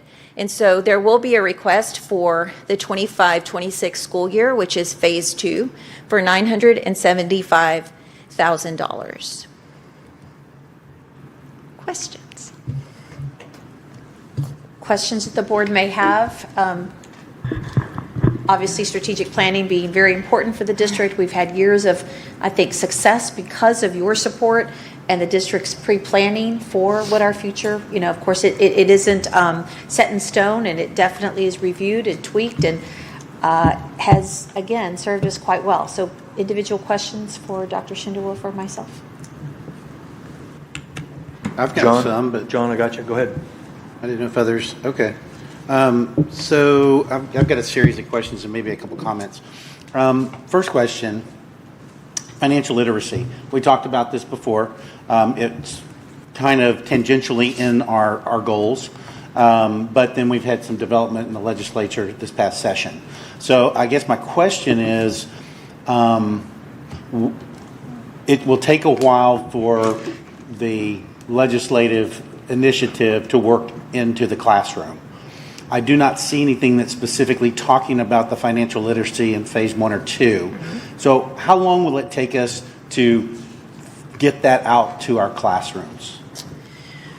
So we currently have, I think we're talking, I want to clarify because I think there's 2 levels of this. Okay. So we currently do offer financial literacy in our courses, but I think that the type of financial literacy that we have talked about offline and in board meetings is a more robust approach, more of the real world preparation of how we adult, basically.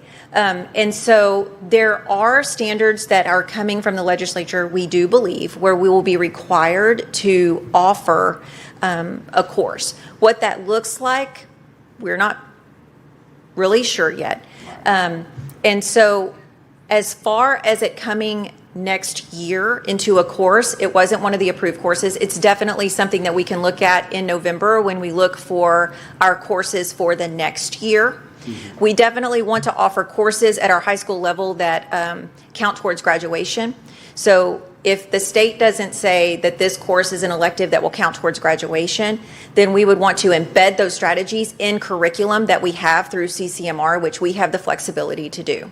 Have we been doing some of that, though, already? I mean, my sense was we were trying to do some of that. Yes, there are courses at the high school that embed those topics. I think that we have talked about offering some more elective type sessions, even if it's not a daily course, that parents can say, yes, I want my junior or senior to go into this. Or as they're becoming drivers, I want them to sign up for this experience on the weekends or in the evenings. And we've looked at how we can partner through our community partnerships of who we can bring on with this. I think that that's something that we need to continue to explore, that we need to continue to get better at. It's definitely aligned to the strategic plan, that we can move forward with that in some of the action plans. And I think as the legislature comes down and is more specific with what they're requiring, we'll know more specifically what we need to supplement. Because we also know that the supplemental experiences are always going to strengthen what we do. And we can also tailor those to what our community needs, not necessarily what the state deems that we need. Of course, I think what the state mandates would be our minimum. Yeah. So, Martha, I'd love to be able to see us continue to develop that in the near term. So let's look to see if we're able to provide some of these supplementary courses, the non-classroom elective type of programs. Yep. Because it's going to take, even if that passes, or if the governor signs it and it becomes, part of the graduation plan, we're still talking years out. Right. And our kiddos need something sooner rather than later. And I think that's why and I agree to your point. I think that's why we continued embedding it within the curriculum. Right. So, we all know it's important. It's becoming even more increasingly important that our students understand how to manage fiscal responsibility in their personal finances in so many different ways, right? It's not just how to balance your checkbook. It's just life. It's insurance. It's so many different things. Exactly. So yes, I agree. Okay. And then we will continue doing that. Let's make it real for a second. So if a student exits Tomball ISD and pursues a college path, if it's a 4-year experience because they didn't take advantage of the Tomball Star, associate's degree, the reality is there's tuition, there's room and board. Means to pay for that are scholarships, grants, subsidized loans, unsubsidized loans, and whatever means that they have to balance out the rest. The reality is, and John has been a great advocate for this, is where there are loans, there's a requirement to pay that back. Sure. And we want to make sure our students who leave here understand the burden that they're taking on by choosing that college path. Just one example. And have the ability to look at their options and figure out how to weigh those options. Be knowledgeable in weighing the options. The legislative piece that you're talking about is removing the requirement for right? Or is that a separate? No, the legislative piece? Yeah. What I saw was they were going to put the financial literacy piece in there, and you'd have I forget. I don't think economics came out, or maybe it did. Maybe government was in there. But I know it's being discussed. We already have a course, so right now they're required to take a semester of economics. We already yeah, but offer. that's different though, right? Economics is different than what I'm talking about. I'm talking about real world. I understand. Stuff. So there's another course that combines some high level understanding of economics with real world finance. I actually did the state review with TEA for that course specifically that combines the two. However, it is an elective. It doesn't offer any of the quality points for kids that are trying to bump their GPA, so it can be hard to fit into the schedule. But we do, I remember looking at the course catalog for my own daughter for this year, so we do already offer that as an elective. And my remembrance of the course is it's 1/3 economics understanding and then 2/3 real life. And it talks about car loans, I mean, all the things that you're talking about. So we do have that. But it's not, like you said, embedded in. And there's probably going to be a small handful of kids that actually choose to take that because it's not on the higher degree plan. So if we embed it into the curriculum, then we have broader distribution of that knowledge. So, okay, great. Okay, got a couple more. So in goal 6, I didn't see anything with respect to in the AI arena where you talked about the train session. So, do you consider what we did with that train session part of the strategic plan type? I mean, absolutely. Okay. Bringing in a number of districts, a number of vendors, and people that are, I would say, pioneers in some sense, or working with school districts or corporations to help us better understand the ways we were already using it and how we can continue to use it. And so that we hope to make that an annual and maybe event. maybe that's more goal 7, but yeah. Okay. I don't remember the numbers, I'm sorry, but I know which one you're talking about, and that is a part of it. Yeah. The team, we hope to continue to do that. There was a lot of great lessons learned and information shared, and I thought it was fabulous. And to me, I mean, Amy made the point that goal 6 and goal 7, they're partners, but I actually see it as goal 7 being like a vendor or a resource to goal 6 instead of partners, because to me, goal 6 is more student-centric, whereas 7 is a little bit more system, district-centric. Just because we're focusing on that digital citizenship in 6 as well. And I know we spent some time on that, and that is kind of my another question that I had was, and maybe this is in one of the other strategies later on, but one of the items that we did talk about in the strategic planning was our students being able to assess the veracity of websites and the information that's provided online, and giving them tools to be able to do that. So is that, Amy, is that in one of the strategies that maybe is in goal or is phase 3? Because I didn't hear it anywhere in 1 and 2. So it most likely does come later in phase 3. Okay. I know that as we look at digital citizenship, it is about looking at what we can trust, what we can't, and ethical behavior online that dips the toe into that but doesn't fully go into that. I know that that's also embedded in our curriculum, especially like in our English courses, our other courses. They do talk about what you can trust, how you can gauge what is reputable, what isn't. And as we look at how to use AI such as ChatGPT, what you can trust, how to use that, all of those discussions are in there. Not specifically that we have a full strategy on that in the strategic plan, but it is something that we're definitely focused on district-wide across the curriculum, and that we focus, our digital learning department really focuses on working with our staff on that. Yeah, because I think that's a big deal, the veracity of that online content, whether it's ChatGPT or anything else. And I know we did talk about that. And like you said, maybe it's already embedded in these other strategies, just not straightforward like that. I guess the one other question that I had was with respect to goal 1, where we're talking about recruiting and retaining high quality substitutes. So you made mention of the program where we're highlighting those that had 100 plus days. and then you said you're looking for other ways to recognize other substitutes. But I didn't see how we're focusing on the high quality aspect. So maybe are we giving that as, okay, this is a given that by the time they're a substitute for us, we've already made the determination that they are high quality? Or how are we focusing on the high quality aspect?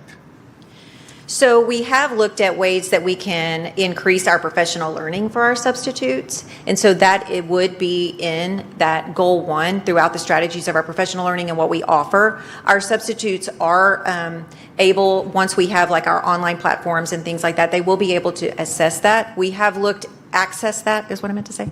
We have looked at different things that we feel like our substitutes maybe were missing. And so we wanted to provide that. Professional learning for them, especially where we started, we felt like was the most critical was with safety, with how to use our technology, things like that in the classroom to make sure that when a substitute comes into the classroom, especially in their onboarding session and they receive that training, we want to make sure that they're not coming in and just sitting and let the staff and the students go. Right. There are expectations. And then the campuses work individually with subs at their campuses for making sure that they are following that protocol. We do substitute walks. We make sure that we check in on those. But as far as developing, like, this is what a high quality substitute looks like in Tomball, that's definitely something that I feel like it's kind of informally embedded, but we can make sure that we're more specific about that. Okay. All right, thank you.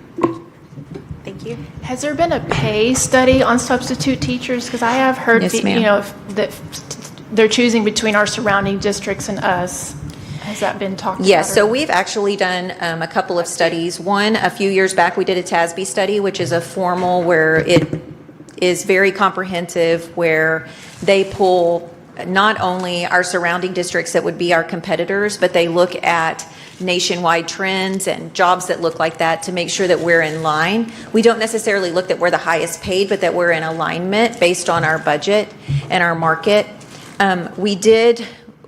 We have talked about sub pay. I do believe that if it wasn't last school year, but the year before, the board actually did ask to increase sub pay and approve that through the compensation manual to make sure that we were recruiting subs. And it is something that we talk about looking at to make sure that we're competitive in the sub pay. So yes. And that was just 2 years ago. Okay. Thank you. Ms. Sale? No? Okay. Thank you so much, Dr. Wait a second. I was exercising patience. Very good. Thank you. I will attempt to as well. Dr. Schindewolf, first of all, congratulations on being named Deputy Superintendent of Tomball ISD. It has been a real pleasure to see your journey from principal to chief of staff and now deputy superintendent. So congratulations. Thank you. And come from within, right? So that's even better. That's a fantastic story. All of this information, the goals, the strategy, where we are along each of these, where is that located for public consumption? So on our website, we do have a strategic plan tab. And so when you go there, you can see our strategic plan and the overview. As far as where we are on this update, that has not been posted where we are at the completion of phase 1, but that's something that I can work with Justin on. I do want to commend Justin. I did when we started and approved the strategic plan, but he took the initiative to really build out an internal platform, I'll call it, for us to really manage our strategic plan. And so it easily can be facilitated into putting something on for the public. Got it. Describe a little bit for me the waterfall process. So rather than this being a paper exercise, right, that you and the superintendent and the cabinet sort of review, talk to me about how it's pushed down, and do we have performance goals for certain staff and teachers and principals tied to any of this?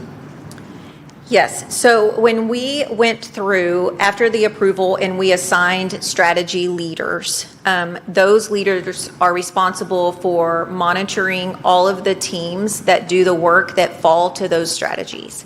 And so they do have to provide updates of where they are, not only budget-wise, but where they are in the work. They have to provide any tweaks or amendments or changes that they feel based on the work, they are now informed that we need to adjust. And so that is something that we do on a regular basis through the progress monitoring.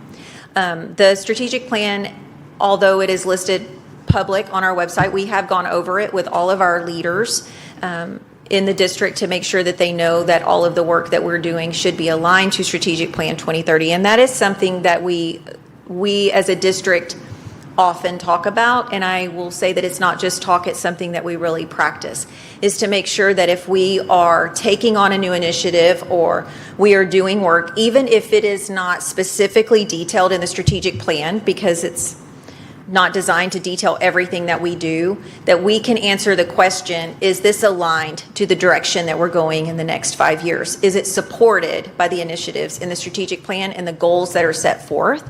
And so it is that waterfall effect of, it's not just a piece of paper that we put on the side and say we have a strategic plan and it's over there and we'll look at it again.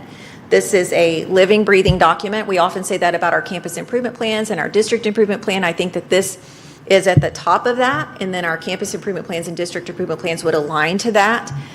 This really is the driver for the direction of the work that we do in the district, and it's something that this plan is very different than the last one, and we talked a lot about that. The feel of it, the focus of it is different, and so we have to make sure that it reflects where we are as a district, and therefore the work that we're doing is aligned to where we are in the district. So I can make a line from a campus improvement plan up to the strategic plan. There's connectivity. Yes. Okay, great. Specific to Goal 3 and the character education framework, at an elementary level, do we have any campuses that are not Great Expectations campuses? No, sir. So all of our campuses at the elementary level are Great Expectations. And model. And model, okay. Thank you for that addition. And the EEA. And the EEA. Yes. Only Also, early childhood model. First, Okay. only one in the state to make Okay. it in 1 year, just saying. Dr. Pettis. I'm not necessarily highlighting that for all of that, pop in the confetti, but I'm testing here. At the intermediate level, our existing intermediate campuses, where are we with Great Expectations? All of them except West coming on. Right, okay, so we have an open West, but I know that principal, and she's pretty competitive, so if she I'm surprised she doesn't already have it. I'm just saying. If she rivals Principal Schmidt, then we should see the same result that Principal Schmidt had. Okay. I agree. But I'm not saying junior high level. So junior high and high school, Dr. Webb has gone over in the past how he's worked with developing, it's a Tomball ISD product, career. Yep. And so that is embedded into all of our content. So junior high level, we're using career. Yes. High school level. Career. Career to include Tomball Star. Yes. Connect me to Connections Academy. How do we utilize career or the education framework there? Do we do it? Michael? So I don't think in a formal way you would see the core values be different at Connections Academy that are promoted at the home campuses. Yeah. But the element of embedding job skills in the instruction is going on at Connections Academy. Got it. And I would add that a child at Connections Academy is a Tomball ISD child that is there for a moment in time of their career. So it can be reinforced, and I see Bob going, yes, but again, they receive that at home base. Their home campus, and Correct. maybe just take a look at how we're reinforcing it when they visit that campus on a short-term basis. Goal 5, Trends Finder. So Dr. G and team did a great presentation. We were potentially going to do a pilot in the spring, summer school. Did we do that? We're piloting it with our summer schools. Okay. So our students who are receiving transportation, Dr. Bailey's been working with those leaders, and Dr. Gutierrez, we are going to pilot it. We have just gotten all of the equipment. We talked about this today to do the IDs. Okay. So pilot in the summer. As if that goes well, our implementation will be at the start on August 12th of Yes. the school year. That's the plan. I would love to August, have a little bit of an update on how's the trends, how'd the pilot go, and what's implementation look like as a follow-up, because there's a pretty high expectation, right? We talk about monitoring our Amazon packages. Parents have an expectation that they're going to know where their kiddos are on that school bus, so I'm eager to hear more. One more item. In the legislature was just signed, and I had actually a parent inquiry today about this, our cell phone usage during instructional periods. So House Bill 1481, likely going to be signed by the governor here imminently, and that restricts the use of electronic devices during instructional periods. We as a board in public meeting have had the discussion about adapting and adjusting our policy. My read of it, and I'm looking for your feedback, is that the policy that we were planning to implement, or the procedure rather, in August, starting August 12th, is consistent with law. This expectation of what this law is. Can anybody comment on that? I think If not, we can do a follow-up. We've been kind of focusing on a few of the others because I suspected this would pass. So I haven't read all of the details, which of course now that everything has passed and once the governor does give his approval. But yes, to your point, from what I've been told in conversations, as many groups have met, I think it does align with what this board in a late night work session came to an agreement. So I do believe it's aligned. We will fine tune it and read it to make sure that we're covering all the bases though. Indifferent of law, we've agreed that we will adjust our use of cell phones during instructional time. I would like for communications to begin rolling similar to the vaping law that we had a few years ago. Let's start creating awareness and that it's state law driving it as the genesis.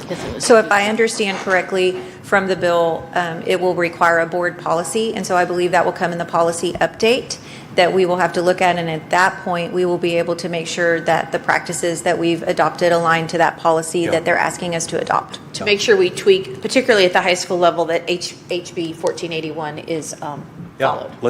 And above 50. Let's not wait till August 10th, please. Right. Let's make sure we're communicating. No, we would already have to have that approved and part of our what you approve in our August board meeting. Okay, thank you. Yep. I jotted down just two items from phase one to clarify. On goal one, relevant to professional development, you said feedback surveys. Does that mean staff are answering surveys if the professional development was we all receive relevant one and valuable? after our PD days. Yes, so ma'am. is there a metric that the board can review over time, over years, if we're getting better at those scores that our staff finds the PD relevant and valuable? Yes, we can certainly look at, a lot of it is not just metric driven, but it's more informative as far as more in written form, as far as did this meet your needs? Not What like more would you like? selecting A, B, Correct. But we'll look at that. And then on goal 4, when it talked about communication, I noticed it said in the action items that bond 2025. I don't remember that in the list from the memo, but was there funds earmarked to communicate to the community about the bond election? Is that what that means? So yes, we earmarked money to use the community impact to communicate about anything important to our district that was timely. And so we utilized that impact money for that semester to inform the community about the bond. So as far as actual dollars spent, the only item from the strategic plan money would have been the community impact Yes, notice. ma'am. Okay. Yes, ma'am. And then I wanted to ask about, do you know when the ask of the money is going to be? It's going to be in a future meeting. Can we get, I'm a numbers person, and this is a lot of great information, but I want to see like price tags attached to the items so it kind of makes sense. Like you said, the bulk of the money was spent on, I think, the stop finder, goal 5, right? So in the next piece of money, can we have that, here's what this approximately is going to be, so we can kind of So that exists. attach So that- concrete items Yeah, to so dollar amounts. To help out, so for each strategy, the superintendent and team developed an amount, and that's what rolled up to the ultimate board approval.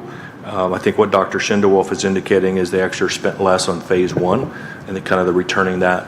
But that document exists, and so it might be Yes, good sir. to resurface what the budget was, and then maybe an adjustment. We can share that with the again as 320. a reminder. Yeah. Yeah. Very good. Thank you so much, Dr. Schindelwolf. Appreciate your report.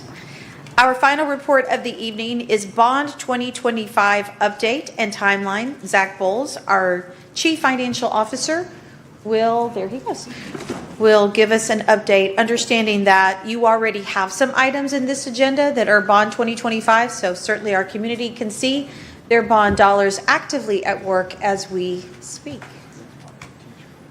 Mr. All right. Bowles. Well, good evening, President Dr. Pratt, Dr. Salazar Zamora, members of the board. Again, just want to take the opportunity tonight to provide just a brief update about Bond 2025, where we're at today and what our next steps are. So briefly, just want to recap the results of the election. Obviously, on May 3rd, voters approved all bond propositions totaling approximately or just over $429 million. With Proposition A passing with an approval rate of 63.3%, Proposition B at 63.9%, Proposition C at 56%, and Proposition D at 55%. So just want to take another opportunity to say thank you to the Tomball ISD community for the voters and their support, continued support of the district. So with that said, and with the approval of TISD voters, what are the next steps as we start work on the Bond 2025 package? So for Tomball ISD right now, what we are in the progress of is a final prioritization of projects. This is being handled by our cabinet and their teams to go back through in-depth just review of each project that was presented and tied into Bond 2025 package to ensure that we're categorizing those and we're making sure that once we have those prioritized, a final prioritization, that we will use that to develop our final project timelines for our Bond 2025 projects. And so again, Dr. Z mentioned items on the agenda for consideration tomorrow night. One of those is our project management team.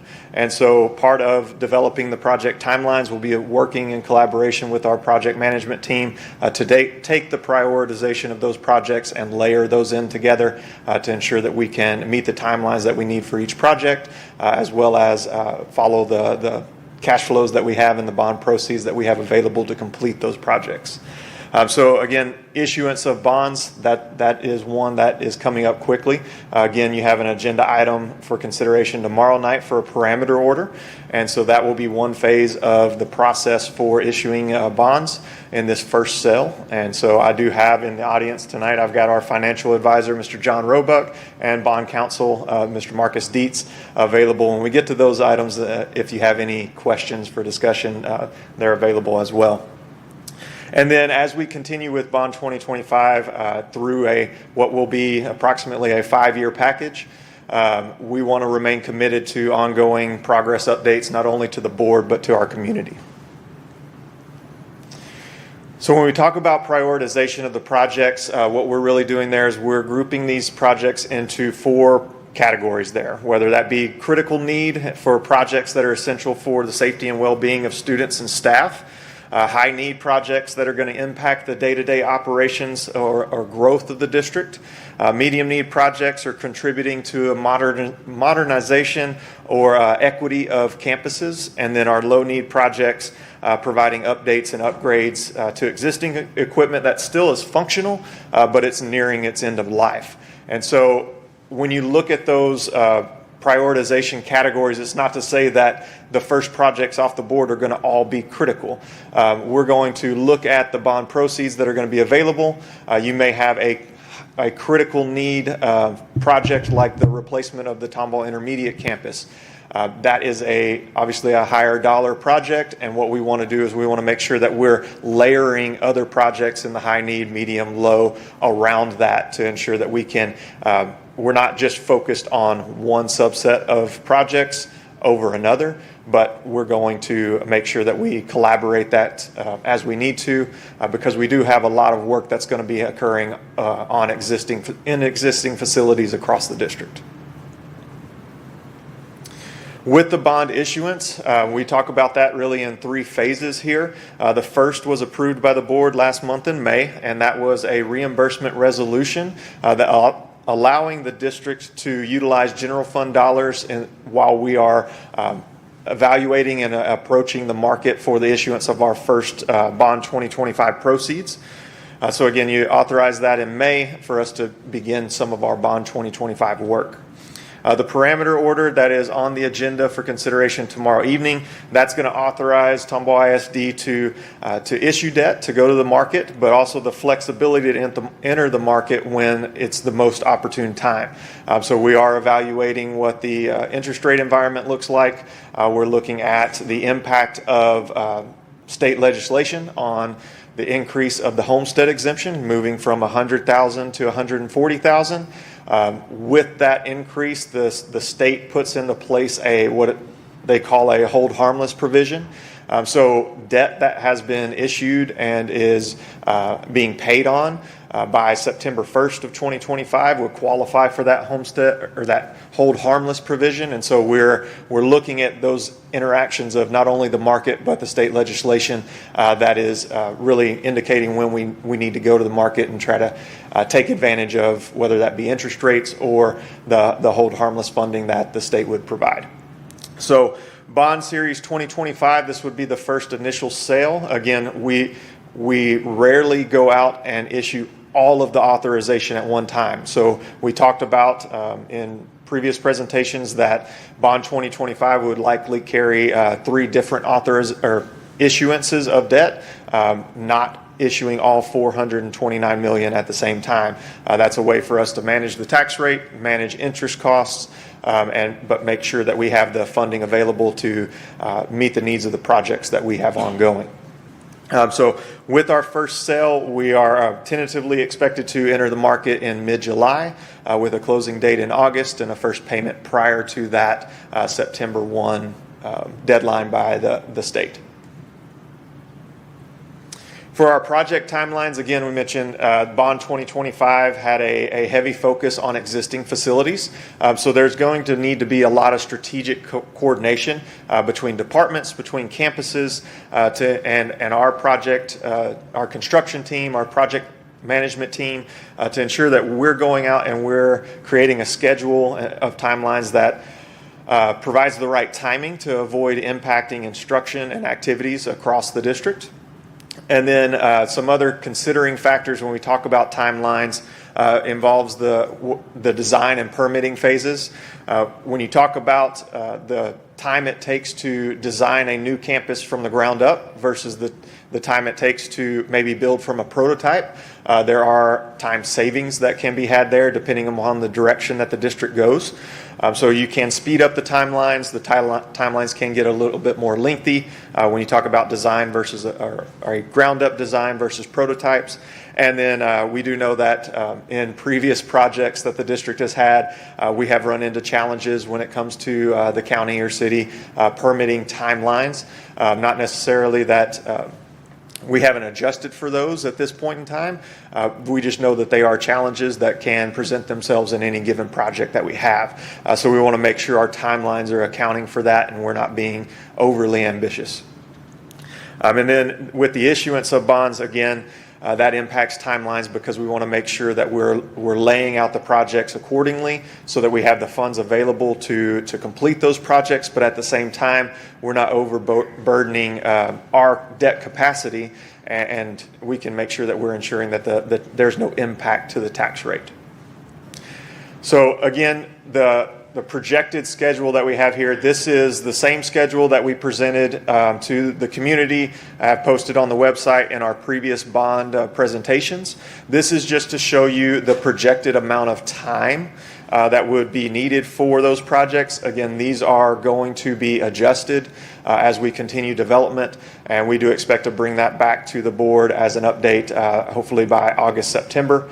And that way you can see what your final project schedule looks like for all of those areas.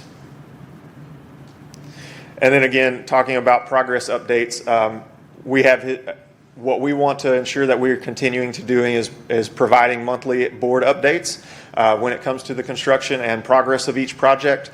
But at the same time, we want to make sure that we are continuing to provide transparency to the community through whether that be postings on our district website, continuing to provide progress reports there, and working with the communications teams to do that, as well as social media updates.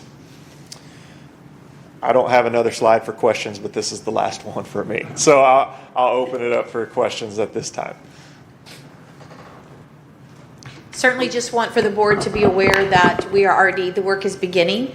There is plenty of work for the next several years, and want the community to understand how grateful we are for the passing of the bond and the work to begin promptly.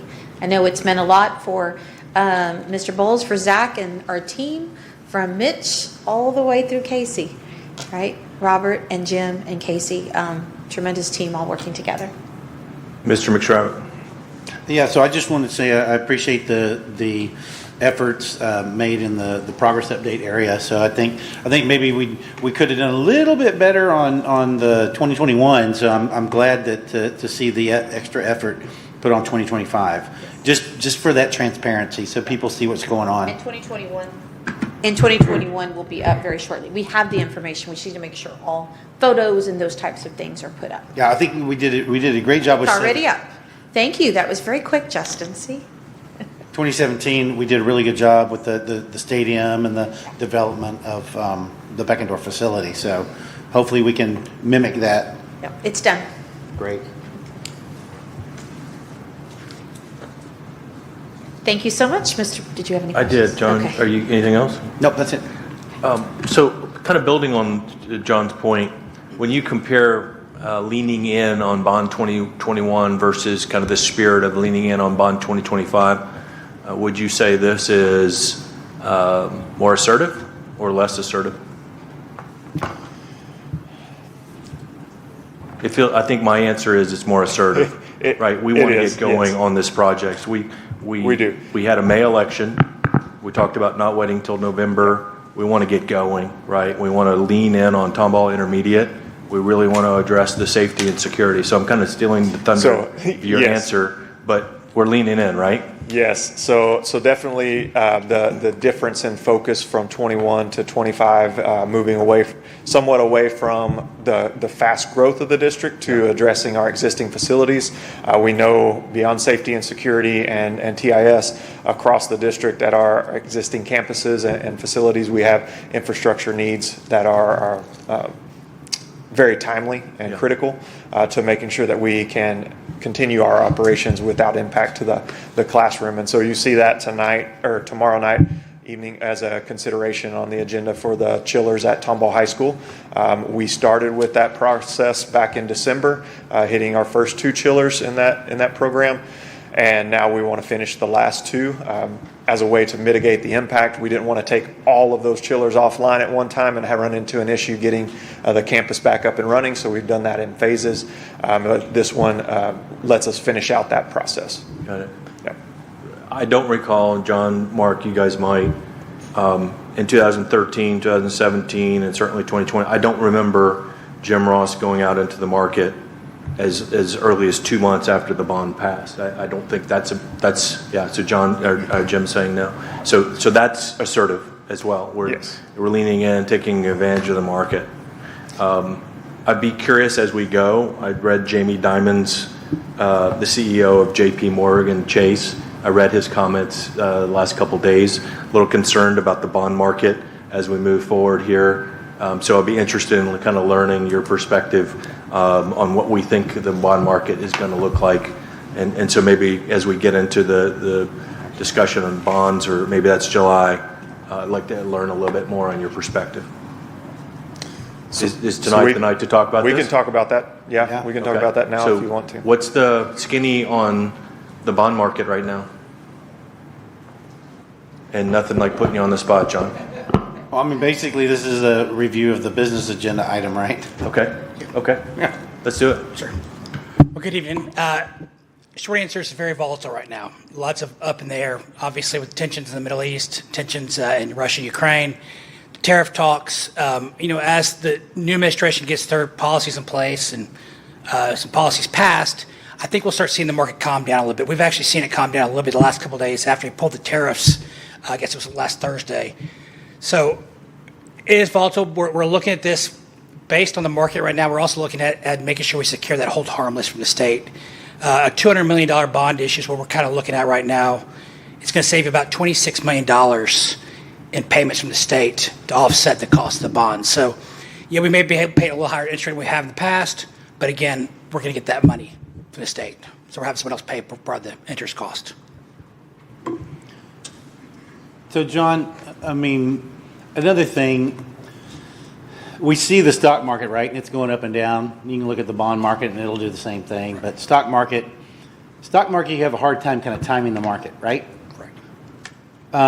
But with our process going into the bond market, it's a slower process. And yes, we have a sale, but we have the ability to kind of negotiate and work with people. So it's not as volatile in the given moment, right? Correct. We will work with the underwriters leading to the sale, and if the market is completely going against us and we think it's a bad day in the market, we'll pull it.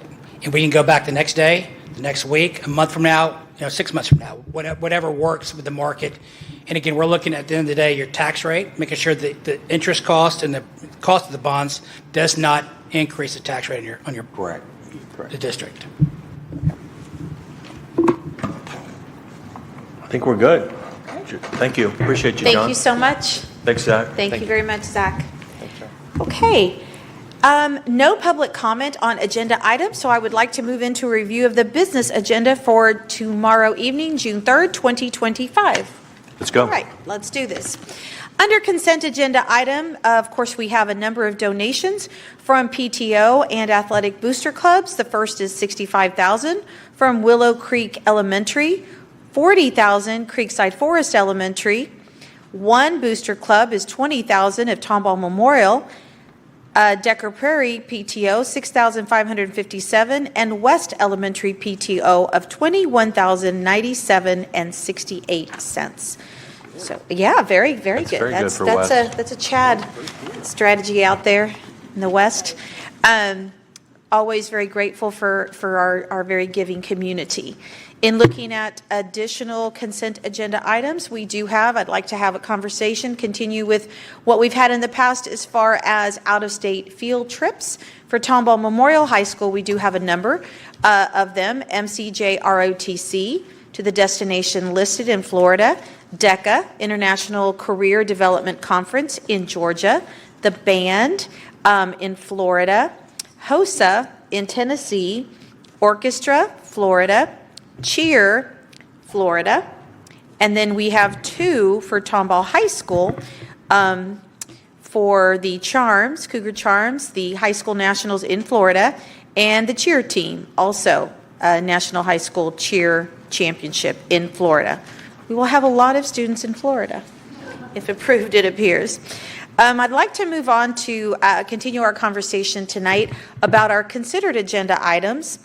And the first is to accept or reject option 2 of the RFP 980-2426, Property and Crime Insurance proposed by TASB, Risk Management. We will continue this conversation in closed session, but I just wanted to make sure that the board is aware that we are bringing a proposal to you as we continue to look at this very, I don't want to say volatile, but very difficult to read weather, right? Not exactly knowing what's going to happen. I think in the past we waited for hurricane season, and that's when terrible things happened.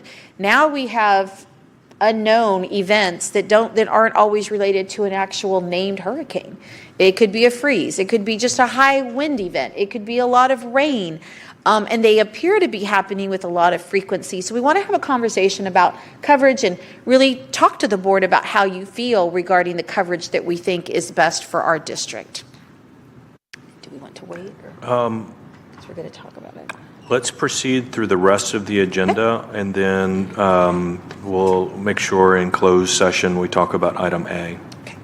Item B is to approve a contract with Clear Hope, that's not a stranger to this board, you've seen this before, counseling and wellness for the term listed in the amount of $100,000. And as a reminder, we are very fortunate to be able to use the Tomball Regional Health Foundation grant for those dollar amounts. That's 100,000. I'm sorry, 100,000. Okay, so we got a comma problem here.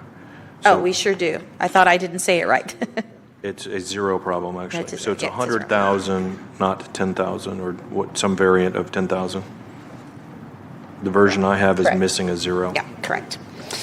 Item C is to approve the recommendation to select Lockwood, Andrews, and Newman under the RFQ listed to serve as a construction manager, agent project manager for Bond's 2025 projects and authorize the CFO to finalize contract negotiations. So I have some questions on it. Yes, sir. And I'd like to actually direct these to the Chief Financial Officer. Yes, sir. Hey, Zach, so why go outside? Why can't we do project management inside Tomball ISD? You know, and then ultimately, at what point did we make the decision to choose somebody outside? Yeah, so prior to the 2017 bonds, we actually did handle all of the construction phases of things in-house. And so we had our own director of construction. But as we moved into bond 2017, what you saw there were a lot of projects that were needed very quickly to address growth. And so the amount of projects that were ongoing simultaneously was more than what I believe one individual and another assistant could handle. And so the expertise that we were seeking was a firm that could provide those project management services, but also the expertise when it came to engineering, architectural, all of those services that go into your construction of facilities, and they could provide a team that could handle multiple campuses being built at the same time, along with a variety of other smaller auxiliary projects that were happening as well. So in 2017, we began a partnership with LAN, Lockwood, Andrews, and Newnham. The N and the M, I think, got transposed there. And so we started working with them in 2017 for the 2017 bond, so that technically I think would have been 2018 would have been the start time there. And so they have provided those services for us through bond 2017, the construction of a number of different campuses, the Beckendorf complex, as well as now with bond 2021 and the construction of the campuses there at the West complex, along with a number of other projects.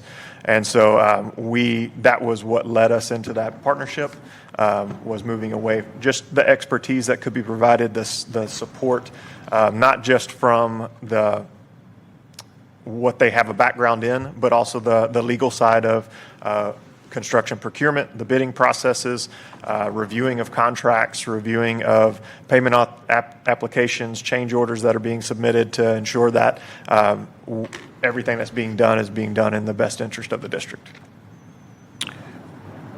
Thank you for that. So we've had a relationship with LAN since bond 2017, and there was an amendment to continue the relationship when we got into bond 2021. And so the agenda item that we have is for a new contract.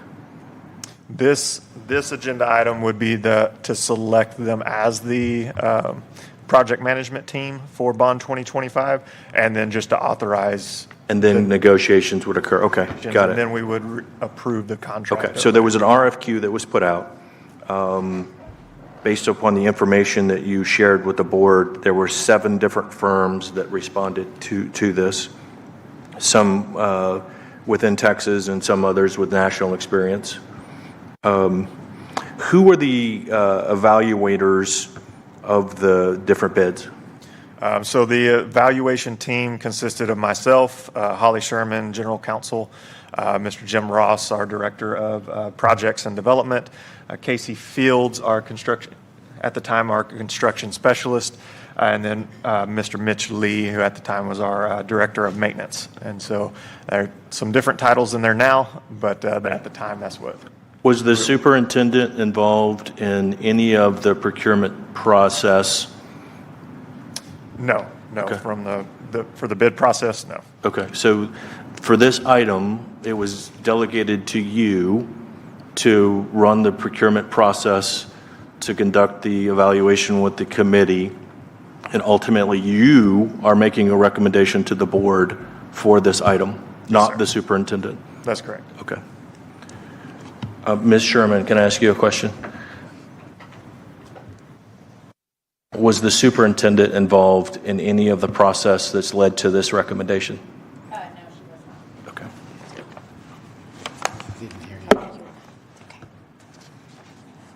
That's all the questions I had. Do any other board members have questions? So one thing, it's on 4C, but also it's a similar item, if you want to call it, dealing with Huckabee later on. And so I just want some clarity, and I think maybe you and Zach just mentioned it as well. This is authorizing the selection of a company and then providing, in this case, it's the CFO to finalize contract negotiations. I believe with the one with Huckabee, it authorizes the superintendent. I just want to make sure that in both these cases, this is just finalizing negotiation. And so we're all on the same page that no, we haven't, the board is not approving the contracts because right now we don't know what those terms would be, particularly the pricing. That's so correct. everybody's on the same page there, right? Yes. That's good clarification, John. Okay. Very good. I was going to ask on the rubric that you provided, comparing the different companies that bid, I didn't see cost or what percentage. Right. So on the That's the next step. That's the next step. So in the RFQ process, it's a request for qualifications. So you're evaluating based on qualifications of the firm. The fee is the secondary step. Okay. Once you make So, your but we're selection. selecting before we nail down what the cost is going to be. Yes. So that's And not so- even a part of the. And so that's the process. That's the RFQ process when it comes to. It's very similar for architects or your professional services. So you can't award based on a fee. You've got to go through a request for qualifications rather than a request for proposal. And the district actually sought outside counsel on that process, correct? What was the name of the law firm? Well, it's a statutory process too, right? I mean, Holly, you may want to go into that. We got you. No, we don't have you. Is the red light on? Should be a. Can you use Linda's? We used Rogers Morrison Grover for guidance on the bid process. Okay. But I mean, I think go a little deeper. Maybe Holly does need to step into the mic.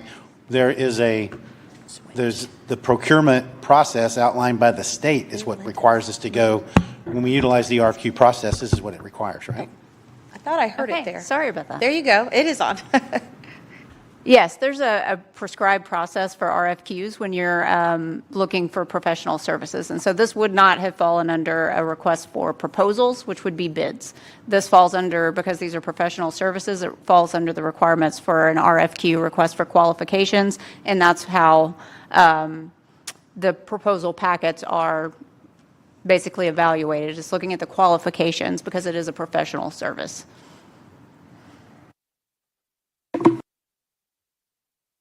Okay, any other board members have questions of the Chief Financial Officer on this item? If not, Dr. Z, let's move forward. Okay, moving on to item D.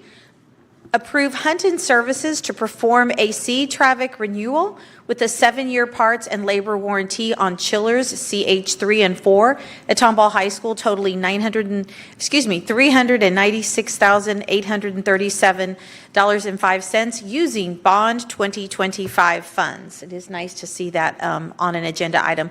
Also approving the train service agreement, which is required for the C Traffic renewal throughout the warranty period and paid in monthly payments with general funds totaling $121,216.92. Total cost of the service using Choice Partners contract as listed for $518,053.97, also using Bond 2025 funds. So in essence, this is the continuation and actually the completion of the work on the chillers that you've seen in a process. We initially wanted to wait, but the lifespan of that had other plans. And so thank you to this board that understood we didn't want to have a situation during the very hot ending months of the year in the event that our system went out.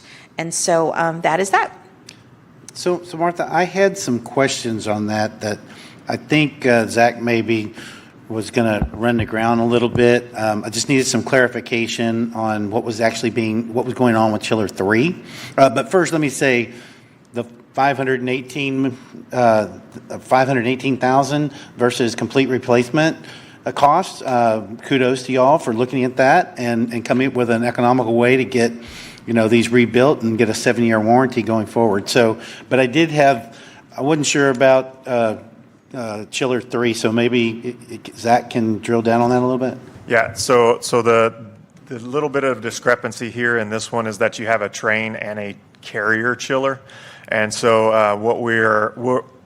Mr. Mitchell and I will get with the vendor to verify, reconfirm the warranty question that you had as far as the renewal for the carrier unit to ensure that we do have that inside of this proposal. Okay. So we'll have that clarification in writing for the board tomorrow evening. And then maybe the difference between the FM and the PM for what appears to be both the Chiller 4. Okay. Yeah, so we're pretty certain that that's just a typo coming from the vendor. So we'll have that clarified as well. Okay, great. But in concept, thank you. Good job. Chillers, Mark and I have we voted on a few chillers in our tenure on the board before, and I really like to see the 7-year warranties and being a little bit proactive. So that's great. Very good. Thank you. Great job to the team. Item E is to approve the purchase of 3 existing portables at Rose Hill Elementary School from Satellite Shelters in the amount of $254,500, also using Bond 2025 funds. I want to remind the board that we've had these portables for some time, and we've just decided that it's just important. We will need them. We know that moving forward, and we'd like to just purchase them so we don't continue to throw money, in a sense, for a rental when they become our property. If for some reason we did not need them there at some point, we could move them elsewhere if that was necessary. The 1-year rental on one portable is About 70,000? 70. No? So the 1 year on the 3 total is around $93,000. Okay. 93. Okay. So we're getting rid of some portables at TIS, right, with the capacity relief there? We tend to move them around depending on where the needs are or what, but we feel like we will continue to utilize, if most likely there, but if not there, somewhere else. Are those already purchased, or are those the ones at No. TIS? Those are rented We do as have well. some purchased, but not the ones we're discussing. Okay. So with the relief of West Intermediate opening, if we determine we don't need those portables anymore, the ones at TIS, we can stop renting them and get rid of them, right? I believe there's a comment behind you. They're already on schedule to be removed this summer. There you go. Already done. I don't but if they're remember gonna be purchase of removed. portables. To go elsewhere. I didn't remember purchase of portables We do. in the bond discussions. So that one did surprise me. I understand the need. There will but be that- several items. We don't get down to the specificities of everything, and I know, you're relatively new to the bond discussion, but yes, that's not uncommon. And there may be a few other things that come up that we don't talk with that much specifics, again, based on the needs of the district overall. Hey, but I also got a question, though. We were showing Rose Hill as having a long ramp-up time to get to capacity, but now we're assuming we're going to get to capacity there much quicker. So It's not, it's more a elephant matter. in the room are the lines drawn right? No, it's more a matter of not wanting to continue to spend the money when we can purchase them. Okay. And if not use them there, again, put them elsewhere. if we need So them. John, it says Which I'm good with existing- that, but- It says existing portables. These are already They're at there. Rose Hill. They've been there. Yes, I know, but one of the justifications used in the backup says we're going to be at capacity at that facility in 27, 28, or 28, 29. And so I'm like, well, wait a minute. Here. We will get there. It might be more of 29, I think. Okay. We can double check before tomorrow. Well, Could you- okay, could again, you I go say- back to the elephant in the room. But Are the lines it's right? not, well, it's not about we're not asking to keep them just because of Rose Hill. They happen to be those portables. Got So it. I probably should have led with that. Okay. But they may stay there, but they may go elsewhere. And it is very common to move portables around in all parts of the district. And it is common also for districts to rent and or purchase, depending on the pricing, the timing, if you have the money. But how are we feeling about enrollment at Rose Hill? I'm going back to the same issue. I feel that the demographers have done a great job and that we're on track. I just don't have it on top of mind as far as where. Could you send that out? Sure. And so Absolutely. Just to go back, we have discussed Rose Hill, Decker Prairie, Grand Oaks, that whole western corridor as needing future relief. That was also part of the reason for purchasing land, but not quite building it yet. So we do know we have the need. We have discussed having sufficient capacity currently that there might be a distribution issue before we need the campus. So confident in the projections and the work that has been done to recreate those attendance zones. But more of a distribution issue as opposed to a space issue. Yes, but that would be, as we discussed, looking at like 2030. But we're confident with what we have in the next 5 to 7 years. Okay, well, I can go back in the backup. I don't know where it was, but somewhere there was a comment made that we would be at, the current demographic shows we'd be at capacity in, I think, 27, 28. So maybe that was a little bit of an aggressive statement by somebody. I don't know. Have to go back and look at the statement. Okay. Yeah, but we will. We'll do that. Okay. Please do send out the latest so that we can kind of refresh it Absolutely. in our heads. Thank you.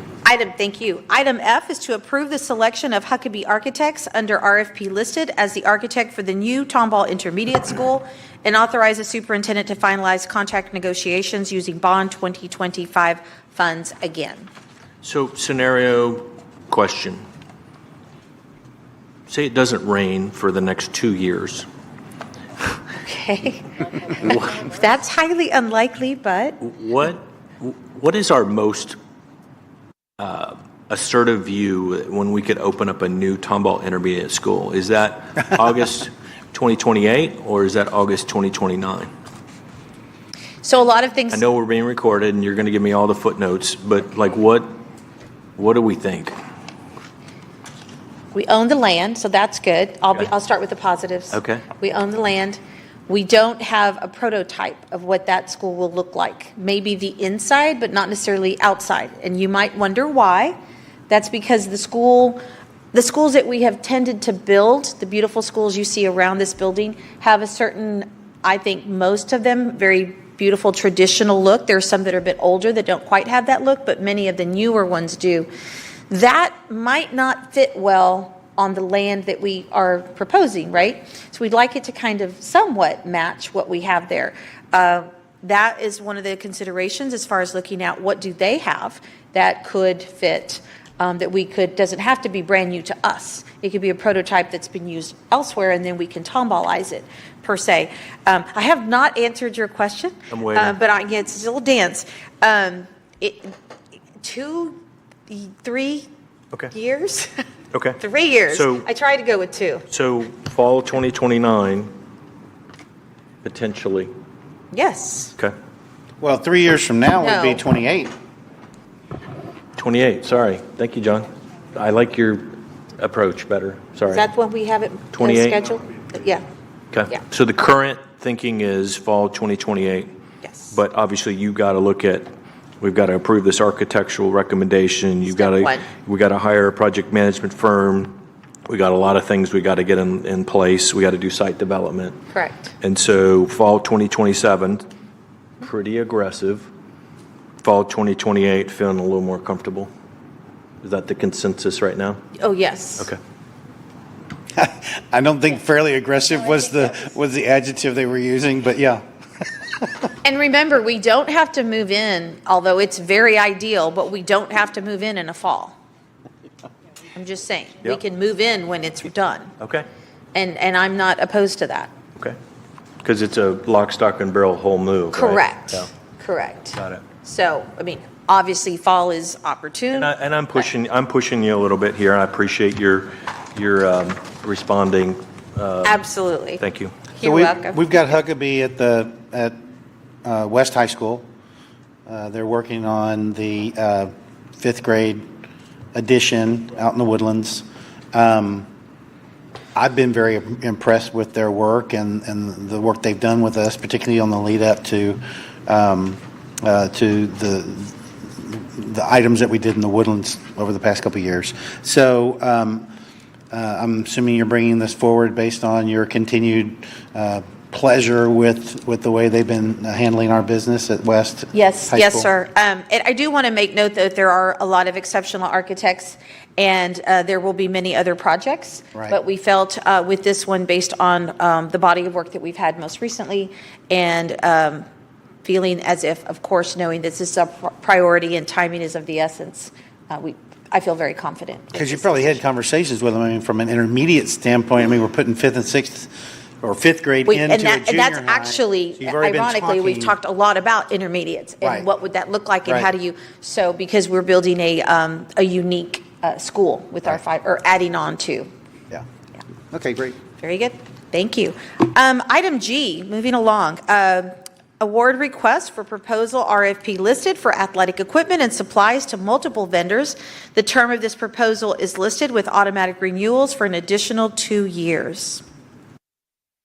Item H is to approve the contract with Great Expectations for the 25-26 school year, not to exceed $272,500 using local and federal funds. As a reminder, that's for professional development, for coaches, and for ongoing campus support. The final item is long. Martha, going back real quick, does that also include bringing on West Intermediate? Yes. Okay. Well, West Intermediate's on for GE. Yeah. Yeah, they're already a model school in 1 year. No, that's West Elementary. I'm sorry, you just said intermediate. I'm so sorry, Kelly, no pressure. No, that will include bringing that on West includes- Intermediate. okay. Yes, sorry. Okay, good. Elementary, intermediate, they're starting to merge together. Very good question.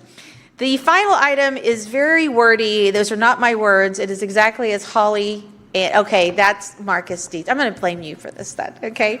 Approve an order authorizing the issuance, sale, and delivery of Tomball Independent School District Unlimited Tax School Building Bond Series 2025, setting certain parameters for the bonds, authorizing the pricing officer to approve the terms thereof, levying a tax and providing for the security and payment of such bonds, and enacting other provisions related thereto.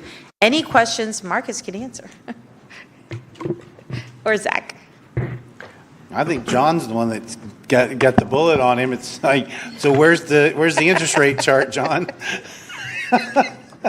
You got one? What is the trend, though, Zach? What's interest rate trending on these bonds? From an interest rate standpoint, when you look at the market, it's as Mr. Roebuck stated, it's been a little bit volatile. Sure. But what we project right now is that an all-in total interest cost would be around 4.5%, which is in range with what we were preparing for and presenting when we were talking about bond 2025. Okay, but all of this series would be fixed. This would be all fixed. Yeah. Okay. Will Jim Ross be in the room when we go to market? I don't know. He hasn't been for a bit, but he may pop in. You never Okay. know. The master comes and checks every If he now were and then. optionally invited, I think that would be an awesome. He is always invited. Okay. Straight back from Ireland. Thanks. Okay, that concludes the meeting. I turn it back over, or my portion of the meeting, turn it back over to you, Dr. Pratt. Can I ask a question? Can I go back on? So sorry. Sometimes we don't always pause on all the items. I wanted to ask about back on the large donations back in the consent agenda, because we had a request for more details on that, and that was provided. That was very helpful. Dr. Schinkel provided us more detail on what those donations were for. I just wanted to clarify. Those descriptions are on the donation reports, right? Yes. I'm looking at the one.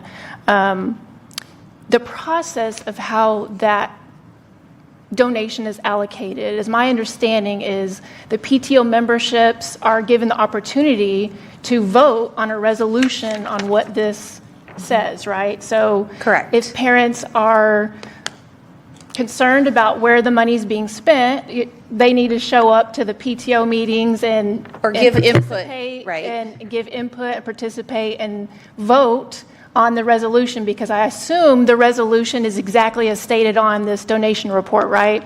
That the how donation will be used, is that part of the resolution process?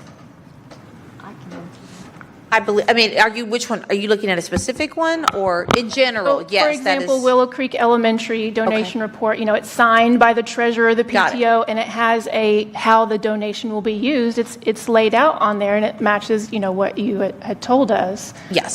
This is a feedback I get from PTO people sometimes. We told parents we were going to raise money for this, but then we weren't allowed to spend it the way we wanted to spend it.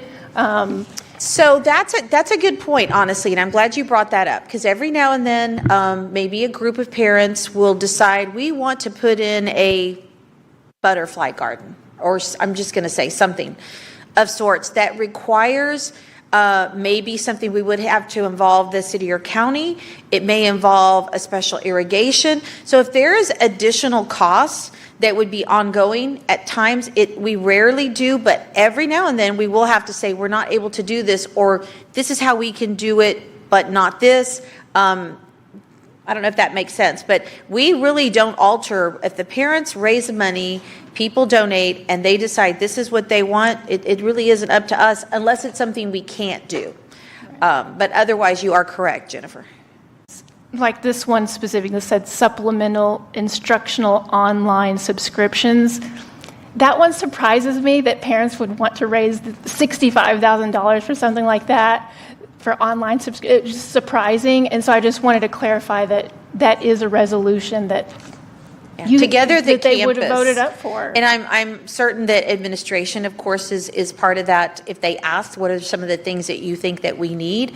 But parents are part of that decision making. And again, the campus brings that forward, and we approve. Well, we don't approve it. We bring it to you for your approval. Martha. Yes, ma'am.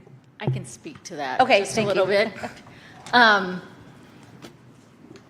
When I was on the PTOs, the principals or the ADs would bring us wish list of what they would like the PTOs to spend their fundraised money on. And a lot of times the PTO, we'd go, well, we'd have a mission statement as a PTO saying, for the most part, to what benefits the children as a whole. And so sometimes as a PTO, we'd say no to a wish list item or that, but a lot of times it goes into those supplemental. It depends on how much on those supplemental resources. They can add up quickly to pay for those subscriptions, especially when it goes to individual, for each individual child to have. So it's based on the enrollment, so that each individual child is probably going home with a publication for that subscription. And so that's where the cost adds up to that. But they bring the wish list, and then as a PTO board, we go through and say, yes, we'd like to do this or not do this, and then vote as a whole. But we kind of condense down a lot of times. It's not a resolution that we vote on, it's items, and then we, kind of streamline it when we fill out the request form to come to the board, because it has to, if anything over $5,000, the board has to approve when the PTOs are giving, or booster clubs are giving a donation to the schools. So there's a process which the PTOs go by and the booster clubs go by to spend their money. Thank you for that clarification. You've been heavily involved, I know. Thank you for the question. That concludes my portion of the meeting. Okay. If no other comments or questions for the superintendent, you've already indicated that no one signed up for public comment.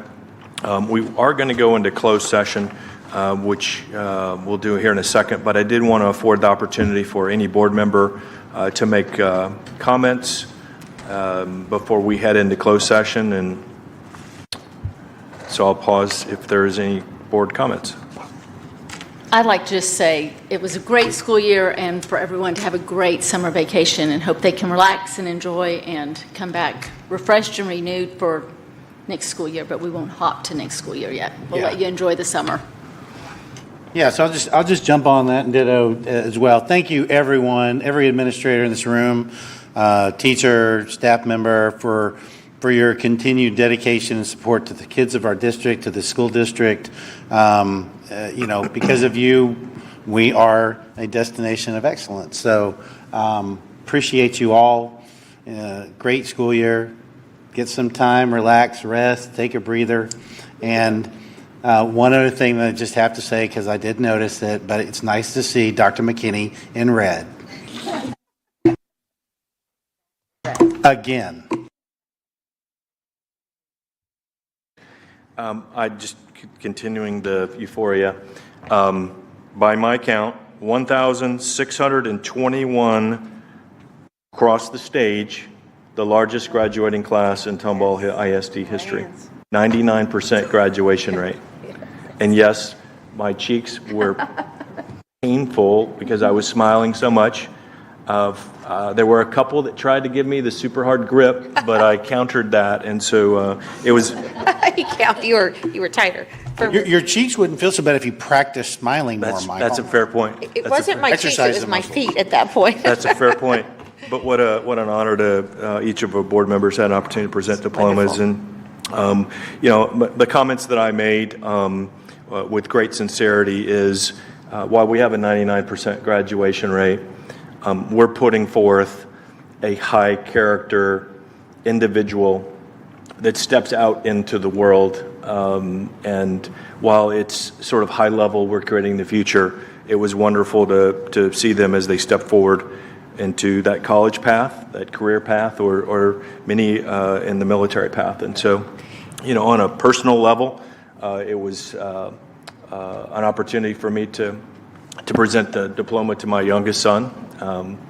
And all three of our children have had the experience of a K through 12 experience in Tomball ISD. Fantastic. Wouldn't put my kids anywhere else. I know John, Mark, Tina have all had that, and I know Jennifer, Coco, and Amanda are experiencing that now. But what a proud moment. So thank you. Very special for you and a few people in the room that had seniors. It was quite the year. Yes. With that, we will now step into closed session.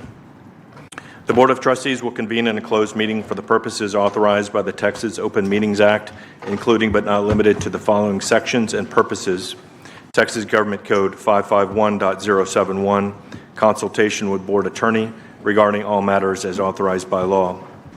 Texas Government Code 551.072, deliberation regarding purchase, exchange, lease, or value of real property.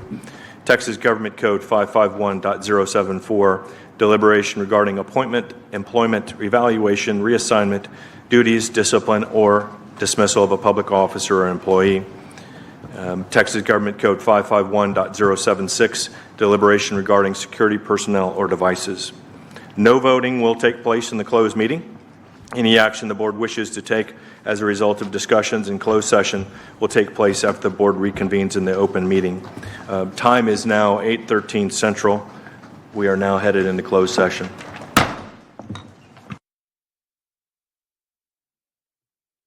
Thanks, guys.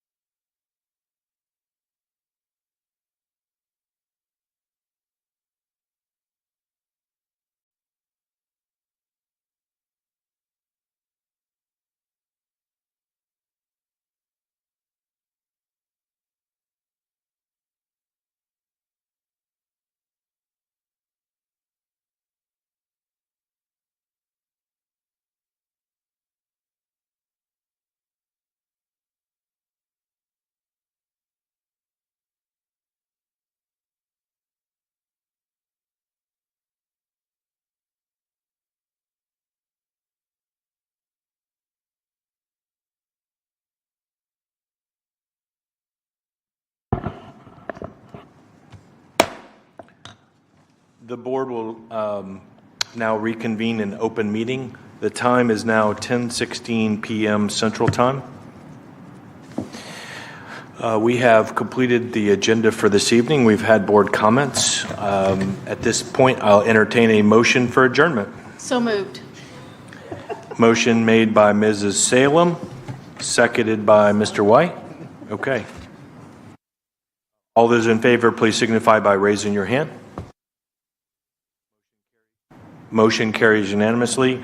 The meeting is adjourned at 10:16 p.m. Central.